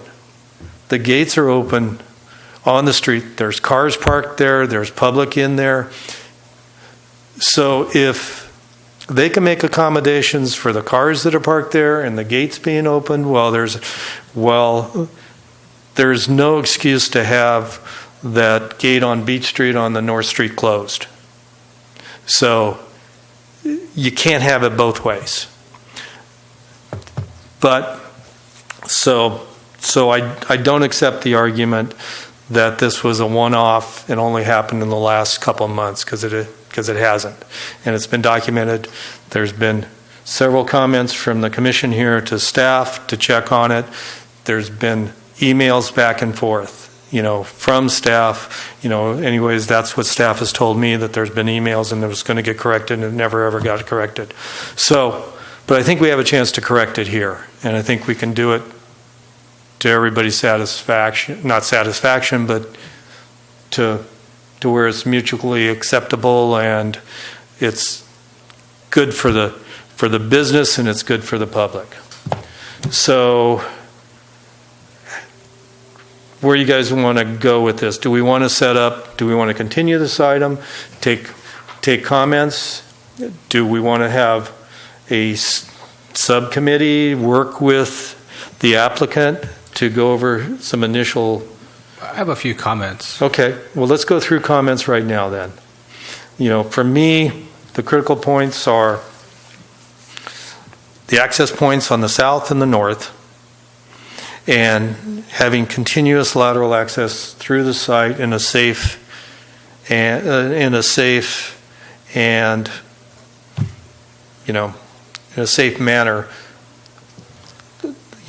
throughout the appropriate time. So, okay. Jesse? So the way I see this, it seems like we have three variables that need to be resolved. So first off, the fishing the active fishing, the active public, and then the cars. So to me, it's a pretty simple solution that the cars lose. Working with Scott, I'm sure we can find some ways to eliminate or alter the parking situation both on the south end and in the 1 through 7 on page 1.1 to make this more palatable for both sides. The way I look at this, there's only 17 required parking spots. Correct me if I'm wrong there, Cindy, but it seems like we should be able to reconfigure because, I mean, there's more than what's listed next to stacks already. If we could turn those into parallel parking spots, maybe move. I don't have the little laser. Do you have your laser? Yeah. New toy. So let's see here. There, just push the button. No button. Oh, there it is. No, it's that button on the side. Technology. So if these get pushed back several feet like Joe's talking about, I mean, that should help. Then you can deliver these people down here. And if you need to put some kind of physical barrier to keep these people from being hit by the cars, I mean, it seems like there's solutions to be had, and the parking could be the solution. It seems very common sense to me, but that's my comments. So. Okay, Joseph? I very much agree with giving the cars a tertiary position in this, as evidenced by my comments. And I think we can do something with signage in front of the order window, informing people that this is a public walkway, and if you want to order food, please be in the other line. It seems to me that the amusement parks, Disneyland being famous, they're just superb at controlling where people queue. And I think we can figure out something. And I personally don't think we're going to lose any parking spaces in the south lot, but if we did, it wouldn't be so terrible. And with respect to the north lot, I think chains and cones would be a suitable prevention to ensure some kind of safety during the ongoing business. I'm assuming you're okay with the gate still being there to be closed at off hours? Is that? No. Just eliminate the gate. Eliminate the gate. Okay. That's my point. All right. Mine too. Okay. And I take it there's no issue in terms of security and anti-theft. There is an issue in terms of. We have to think. But it's also along the whole rest of the Embarcadero. Uh-huh. This is not unique. Okay. Well, that deserves some more thought. It is a considerable issue, but it's solvable. Okay. Michael? Yeah, I think the 2012 versus now, the car has gotten a lot less credibility than the access of the people who are buying the stuff and driving the car. When I look at the plan, I just see, it looked in 2012 like everything was very tight. I take my 300 students when I was teaching the freshmen down to Port San Luis, and we do measuring the whole pier, and we have 300 kids out there around all the equipment, and we never had any trouble. We got scolded for being in the way of parking and cars, but not the action of the hoists that are there. And I don't want to lose any or have the operations of the commercial fishing compromised. I totally agree with Commissioner Luer. That's why people come. I'm much more interested in seeing real things than seeing representations of real things. And to me, it's that parking lot's a mess. And I think it's as soon as you compromise 10 to 8 to 5, and then you compromise the 5, we've got a problem. And I think it's time to rethink that parking. I appreciate it's hard to run a business in a lot of public access areas like this, but the waterfront's meant to be public, and I agree with taking down the gate. I wish there was a way to widen that corner, but short of widening the corner, I think what Commissioner Barone was talking about here with the parking, maybe something. I certainly don't want to think about requiring any internal changes at this point, but I'm not convinced there can't be some things about realigning the way things work around the perimeters, including testing the parking. And I certainly would be open, since this is a very bizarre mishmash of waterfront, private, city entities here. I would like to see somehow the operations outlined in a plan, and then a walkway outlined, and see what the parking has. If these were the parking spaces in 2012, our aerial view showing where the cars are now, there's things along the back of stacks, as well as a realignment along the wharf, and I think that just shows things have been put in play, and we should just continue to take a look at that. I was trying to sketch over top of the plan, probably unsuccessfully, but I was really interested in if you couldn't get a second line of 45-degree parking and just scrap all the parking along the edge of the wharf anyway, because those people backing up are using the same space the people with the forklifts use, which that would just take the cars all away from that zone and have so much more free area in there to move around. And I think there has to be some taking a look at that. But I think we have to take a stand as the advocates for the planning for the public, that we have to have the public access. That's absolutely critical, and I would defend the shipping or the fishing as something that's equally critical to make sure it works. And then where your business operations can be shown to need to break that line, I think the temporary things are fine. In talking, I know you're a small business person, but I just can't help but think the 20-foot racks that are in Costco and Home Depot, those things get resupplied while people are in that store all the time. And I just think there's so many ways to think about the operational aspect with signage and temporary things that I think would protect the public and your interests. Susan? Definitely agree that cars should take third place, and I would be more than happy to work on changing the parking plans or having Rob Leivik look at it again, whoever's job that is. And if we needed to give them some kind of variance that says you can have fewer parking spaces. One of my concerns is that area where the live tanks are. It would be really, and that may require removing a parking space there just so people can walk around that or wheel around it if there's a accessibility issue with wheelchairs. I'm not really necessarily in favor of taking down that north gate. What I'm hearing and understanding from folks who are working down on that waterfront and or living there is that there's a growing problem with vandalism and with folks who are living down there, causing mischief down there, and worse. And there's a lot of dangerous equipment there. And if people are messing with it, there's the fuel dock is there. That, is also a Coast Guard issue. Somebody mentioned that's a Homeland Security issue. I mean, they close off behind Cuesta College, from 6 to 6 every night. For what? I don't know.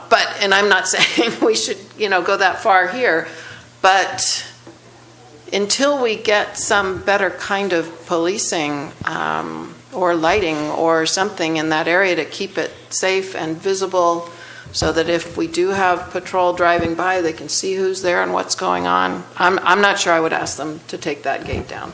Well, Susan, just to note is that south entrance is not gated. It's not gated, and I would almost suggest that be gated. But I would say for sure not that. I won't go there. And I would be,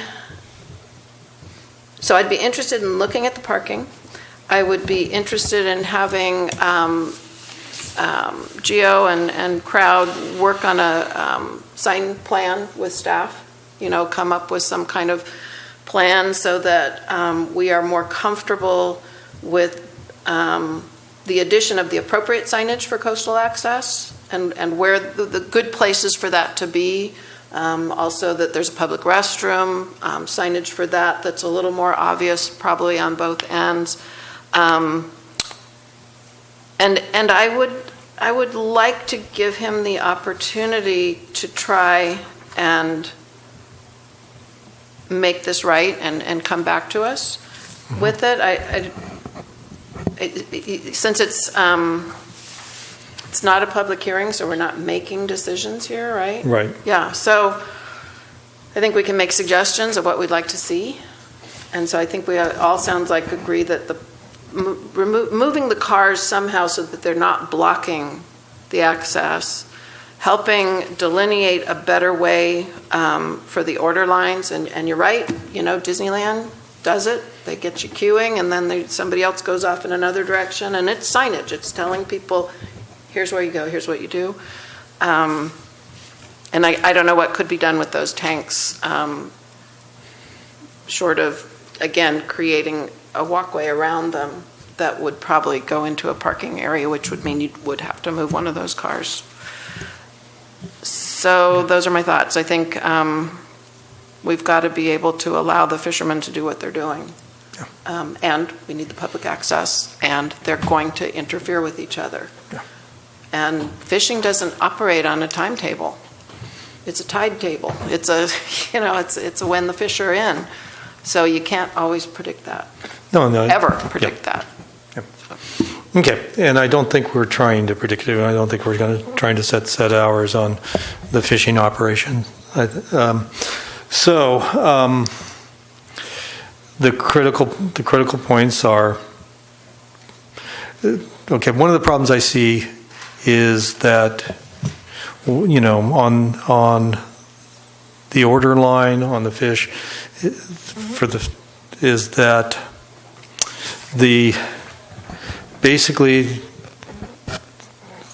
it was designed to use public property for private commerce.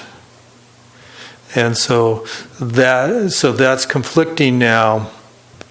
His private commercial operation is conflicting with the public priorities of lateral access. So that needs to be resolved. So I think we've got the catch points. So I'll just ask for a nod out there. Do you guys have enough to work on if we continue this item, or do you want to? We'll open up public comment again. So maybe staff has taken notes too, but so look at the order, the takeout window line, see if we can figure out some way to look at that. Look at the parking lot between Stacks and Giovanni's Fish Market, especially the parking spaces that are along the wharf edge there, to see if there's a way that we can either reconfigure or remove something. Look at signage, better signage. I'm trying to see if there was, I could look at I flipped my page to see if there was anything else in there that... What's that? May I put this up there? That's actually what's up there. Oh, that's that section there. Oh. You want to put the rest of it? Well, You can enlarge it out. I'm sorry, Kathy, I don't mean to interrupt. No. That's okay. That's the three that I've got right now, so if you can help me out a little bit with... Okay. Removal of the gate. I can tell you now that the removal of the gate is going to be very problematic. Okay, I think we have 4.1 up here. So Okay. we need to look if you at like to, if you'd like to put it on your list, fine, but it's a very big issue. And Yes, it is. And it's a big issue for Giovanni's. Yes. Susan alluded to the security problems. The difference between the south side and the north side is when you remove that gate, you have vehicular access into the whole entire area there where equipment can be taken out. You do not have vehicular access from the south side. What about It's a bollard? different from the rest of the Embarcadero. What if you put a bollard in to prevent the vehicular access, and with a lock that you could lock the bollard in? We're still talking about problems. It's in a location that is extremely dangerous. This gate was permitted back in the 80s, and the council recognized back then when they gave the permit for this that it was to be able to be closed in the evenings for security purposes. And that was what was written in the conditions. So it's something that goes back for many years, and that will be a real problematic thing. Could you confirm that, Scott? I thought I heard you say, or maybe staff say, that we could never find a permit that gate was ever permitted. I've never. Doesn't mean it doesn't exist, by the way. If we know it's the 80s, maybe it'll be easier to hunt for it now. Okay, so if you can get documentation on that, but we also have coastal commissions stating that should be removed, and it should be a temporary barrier. No, the coastal commission did not. If you read the condition on this, they're talking about temporary closures. A gate is not a temporary closure. A gate is a permanent, and we have no other gates on the lateral access along the whole rest of the Embarcadero.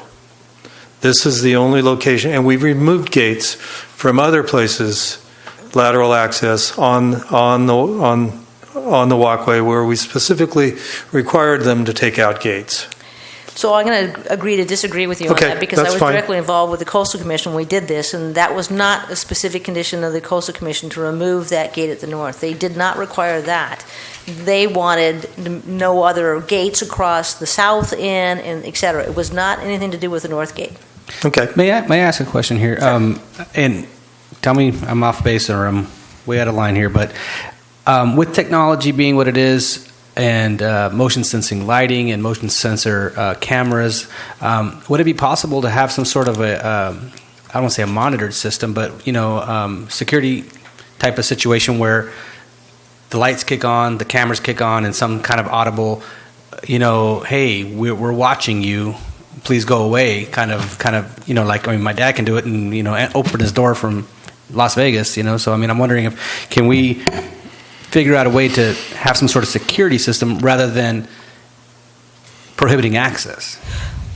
I don't think that would solve the problem, because, we've got, the police department gets calls, people have video cameras down there behind their places, and they come in the next day and they found that there's been a lot of damage, and say, I got a video camera, I can show where this person came in and did all this graffiti or whatever it is, but that doesn't help the police department actually catch the person that's actually doing it and the damage that can be done. But they still can get in from the south side. Right, but I don't want to get into an argument here on this, so let's go ahead and the list of things that need to be addressed. We were going through it. The other things that I can see are we've got the walk up the order window. Right. I think you had that. Yes. We've got the Verge's information booth. We need to discuss that, and then the business signage also. So the Verge's is supposed to be scheduled normally, I think, in June. Is that something that you're asking us to do now? Because I'm not quite following what you're asking for that. Okay, that was something staff put in on that. Do we want to tie that in, the review on the Verge's? It's a report back in May when we're bringing it back. I think that was the way it was conditioned. I think let's not tie that up into this, maybe. Okay. So, I think. Okay, then we need, if at this point too, it's a good time to look at the signage for the whole property too. I think that was one of the staff items to look at. Yes, so that's going to take quite a bit more work. So I don't know if because I think that there's some old permits out there, and I was trying to dig through my old files and I found something, so I think it's going to be taking time. I don't mind, deferring that and doing that. I'm not sure if we can answer some of these other questions a little quicker than we could the business signage, so if we don't have to put it all in one package, but just say that. Yeah, I'm agreeable to that. Okay, so that'd be great. That's fine. These were just points that should be addressed at some point, but I think the critical point is the lateral access. And critical to that is the safe operation of the offloading and the queuing and the blockage of the southern lateral access. So, do you mind if I interrupt? Sure. Go ahead. Got a question here. So, looking at this picture, I don't know if you could see it the same way we could see it, but what would what would it take to do that, to back these cars, back that whole parking situation up 4 or 5 feet there and then give Geo some more room there to queue? I'm going to actually talk to the Public Works Department about it, when we get a chance as it relates to this project to see how much room's there. We have a plan that shows it all scaled out. So, that's definitely possible, right? I think for sure it can be moved probably a couple of feet. When you start moving it back too far, it comes in conflict with the other parking spaces that are going the other direction. So that would be the one caveat that I give you. Okay. It's tight. I mean. So are you clear enough, Kathy? I think so. So let me just run it down real quick. Okay. So the order line, the takeout window, conflicts with the public access, and looking at any kind of reconfiguration for the queuing of that, the parking lot configuration by the wharf, looking at signage, if there's any more signage that would make things a little bit better. You said looking at removing the gate at the Beach Street. Verges, we're going to hold off and do that separately for a report to the Planning Commission in May. Business signage, want to do a review and see which signs, if we can find anything that was permitted or if we have to do a master sign program, and we can put in cones or fencing to make sure that we have safe operation for commercial fishing. Right. Did I get it all? Okay. I And think so. one other- Anybody else got? One other thing, Yeah. Commissioner Stewart's comment about the fish tanks, whether or not that can be relocated, that choke I point. think that would be part of the lateral access design. Okay. And the lateral access needs to be ADA compliant throughout the pathway.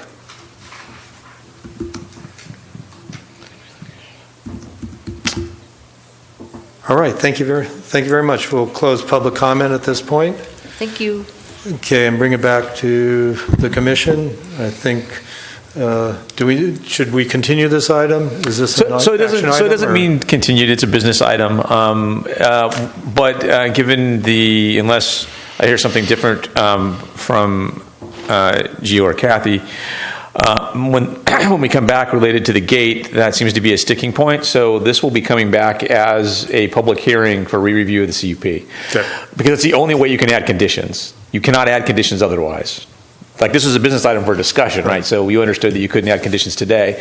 But if that's the intent, and we still don't have resolution with the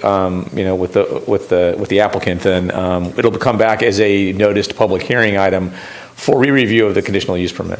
And I think we're going to need to be able to condition it on several points, so that it's clear, so we don't have this 2000. Well, I think if they actually came back and were fine with everything, and we came to a resolution and we showed it to you, and Planning Commission was happy, those could all just be incorporated into the project as minor modifications. Okay. Meaning staff level, we don't have to do anything more than that. We don't have to have another hearing. But listening to the applicant's concern, and I've heard this concern before from them, I'm probably going to bring it back that way, so they have the opportunity to appeal that decision. But I think we do need to review whatever happens at the commission level. No, that's what I'm saying. We're going to come Okay. back. If they agree and we get a plan, we'll bring it back as a business item for you to look at. If they are not in agreement with that one piece of it, which they may not be, as indicated, then I'll bring it back as a public hearing item so you can add conditions, and so they have the opportunity to appeal that condition. Okay, anybody else? And maybe just a thought for Kathy, because I can appreciate how that area would be just a really attractive area for some mischief at night. So I, for one, would be interested in how this situation in terms of security differs from some of the other commercial fishing establishments further down the Embarcadero who aren't enclosed by a gate. I'd be here if you have some specific concerns about perhaps you can't put your heavy equipment behind the fence area, or you can't put it inside the building. How is your situation different from the other fishermen who are dealing with their properties? I have one question for Scott. Sure. Scott, looking at the CDP, the approved plan, the 1.1, given that this is private property, but it's also a city lease site, does Mr. Liebig need to weigh in if we decide, or if you decide that there's the ability to reduce the amount of required parking spots? And For the lot on the south side, we would work through them. North side. Public. On the north side, that's not public. wasn't that the city lease site? Doesn't that bisect? The city lease site, I'm sorry, the city lease site does bisect this. Interestingly enough, something we didn't talk about to you is that the lease site's actually up. I know that I know Gio's on carryover right now, but at some point that's not going to be the case. At which point we'll probably have a much more comprehensive look at all of these things in the future, and that's going to be happening soon because the lease is up. So, Well, I guess that kind of, I don't know if that makes the discussion different or not. So it's private property, but it's not. So the private property portion of it, you have CUPs affecting that as well, and you have the CUPs for the lease side. Right, but if you were able to somehow modify the number of parking spots that are required, or agree that they're given in kind somewhere else on that site, does Mr. Livick need to be involved? We'll look back and and verify what was approved, verify what the requirements are for parking on the site. I mean, that's what we'll work with them on. If we can come up with a reconfiguration, that can be dealt with on their internal parking lot through this body. That's not a problem. Okay, that's what I was yeah, not an issue. I mean, this parking lot right now, I think doesn't meet current parking requirements. But I think what Mr. Livick tried to do is get them as close as possible and get the best yield. I believe that's what his attempt was. Okay, so no action needs to be taken on this, and we'll look forward to a fruitful conversation on that. Thank you very much. Okay, moving on to item number D, unfinished business. We have none. And then next item is item E, planning commissioner comments and future agenda items. We have, do you guys have any more comments? Yeah. We got. Yeah. So I did have a question. Like I mentioned, she was going to bring that forward to you. We were going to bring that forward to you as a presentation. And so what Councilmember McPherson outlined to you was the process to add future agenda items, right? And that's so. And she, as she indicated when she was there, you can decide on a future agenda item you'd like to see. You can make a vote, and we can send a letter to council and have that conversation with them. That can either be put forward, again, vote of the planning commission, and then put forward either by the chair or in conjunction through written correspondence with myself and the chair to the council, and they can decide what they want to do with that. Just kind of depends. Scott, it seems cleaner for us to go through you, actually, I'm happy to carry forward the message. I don't have a problem with that. They just said it because the boards have chairs, and they're like, well, if that's what wants to happen, that's great. But as long as you give direction, agree to that direction, I will happily convey that direction to the city council. Yeah, and it's almost how we've been doing it. Yeah. I don't know this really changes a whole lot of anything anyway. It's just we have a formalized process that we have to follow now. Okay. Okay, anybody else on? So one thing, maybe we could just do a head nod that we are interested in the idea of creating a list of public benefits. We had talked about that on a previous thing, and whether we would like to get a subcommittee together of planning commission, so it's not taking any staff time, but a group to maybe look at something, make a list, bring it forward as. Well, that was one of the things that Scott and I has talked about, and it would neatly fall into the commercial design guidelines, because then we could create public benefits for each of the zones.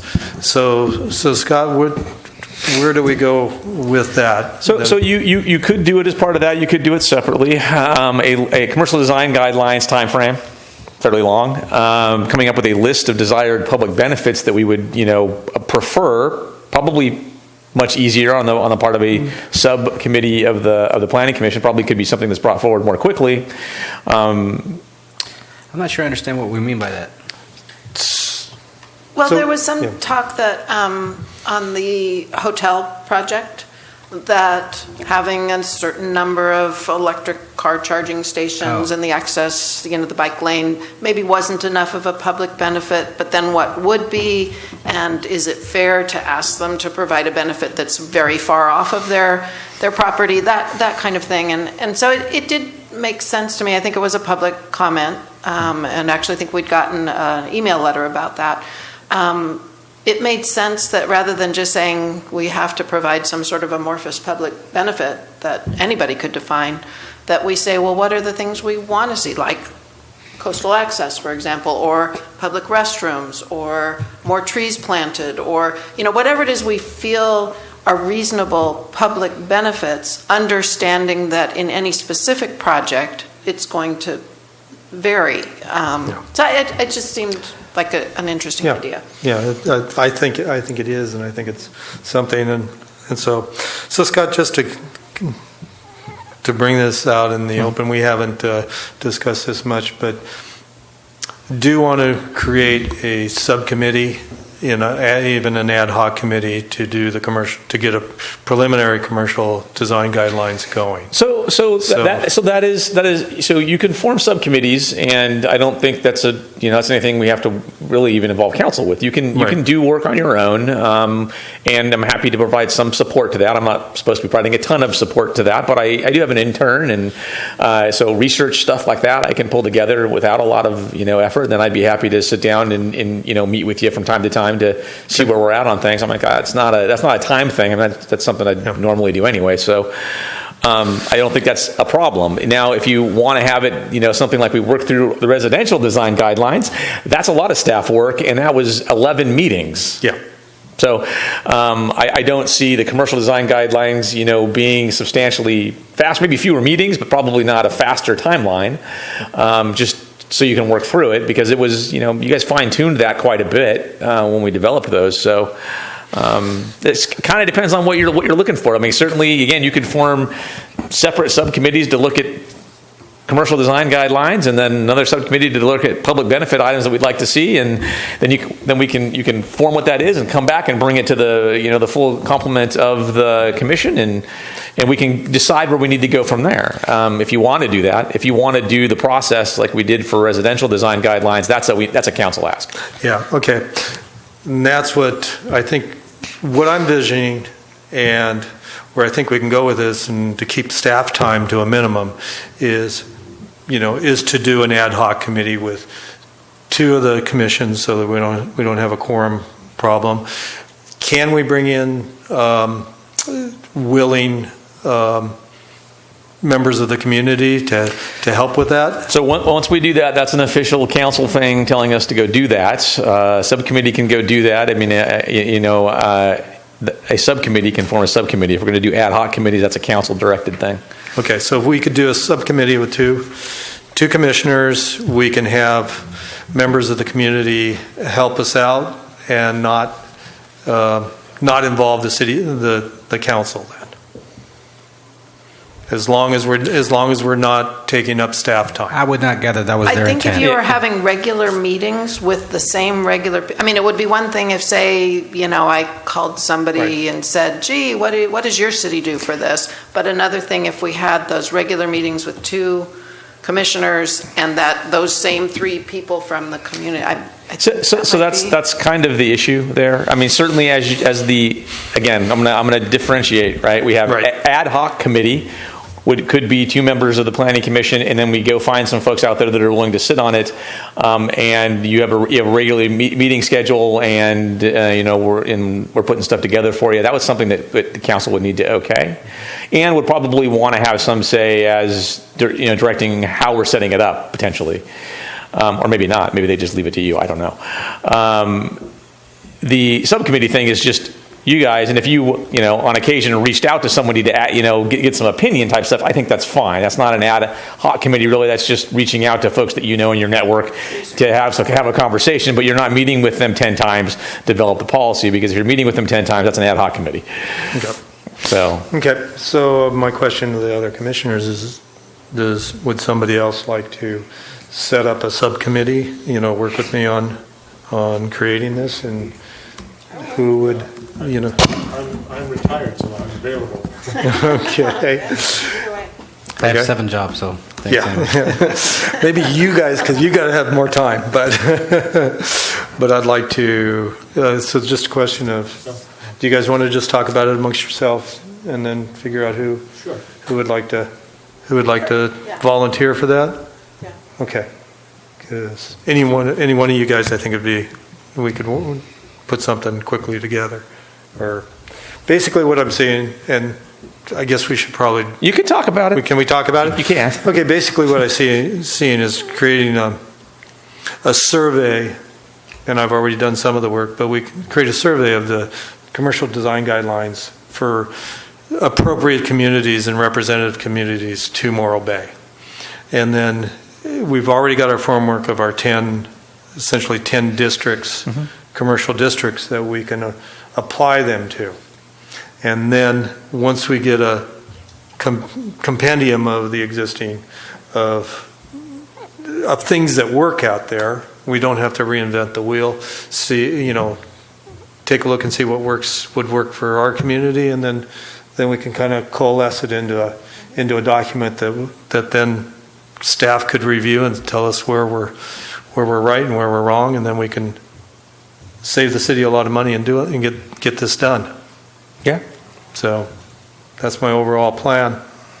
So if you guys want to, whoever wants to raise their hand for the second, for another seat, then. Probably Joseph ought to, just because I'm still involved with the vacation rental committee, which is taking up a little bit of time every week. Yeah. And that hopefully will be done soon, but okay. Yeah, you might have more time.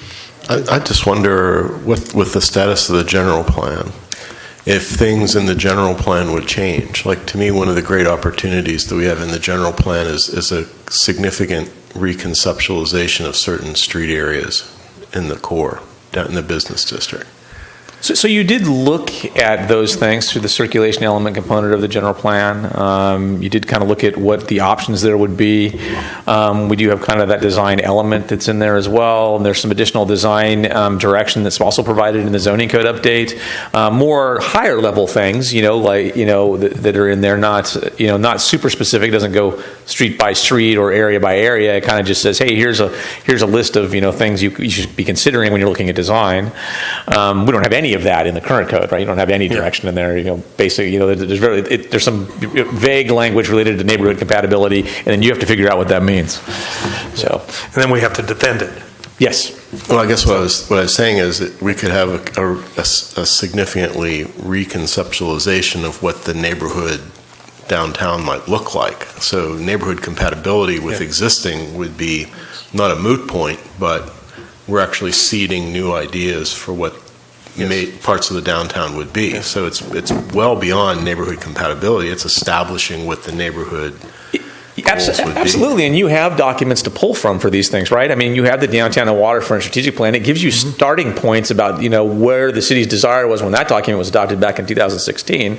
So you have some things there, and you see those in our staff reports. When we have projects in the downtown, we bring those forward, and you'll see a few things from that pulled out that are generalized design guidelines, and then there's ones that are specific to the waterfront and specific to the downtown.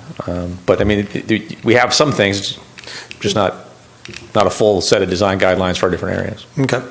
And so, Scott, just on the logistics on this, can this be distributed without, getting into, a Brown Act, So your subcommittee is going to work between the two folks that are doing that, right. And then if you decide to tap someone on the shoulder and ask them questions about things, that's fine. You can't distribute it among the rest of the group. The first time they're probably going to see it is when you've gotten to a point where you're ready to show it to them, and then we can agendize that for discussion. Okay. Right. And it's not like you can't have a few discussions about it. You can, but that's kind of how it would come forward. Okay. Sounds like a path forward. And when we've identified who's on that, I need to know. Okay. All right. Then. I was just going to say, I would love to be on it, but yes. I am absolutely impacted until the end of June. Yeah. Anything between now and the end of June, and I may have some significant life events changing in September. So I have to be very cautious of.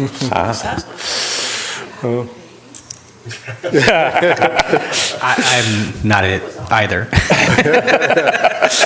Okay, great. Scott, you're up for any comments? I don't have anything today. Okay. I never did get a chance about the agenda item, so I'm going to go back to the one agenda item I've been kind of pushing every other meeting or so. So now that we have a formal process, can we query the city council about talking about sprinklers within mobile home parks at some point? Within mobile home parks. So that would be taking up So, the yeah. review.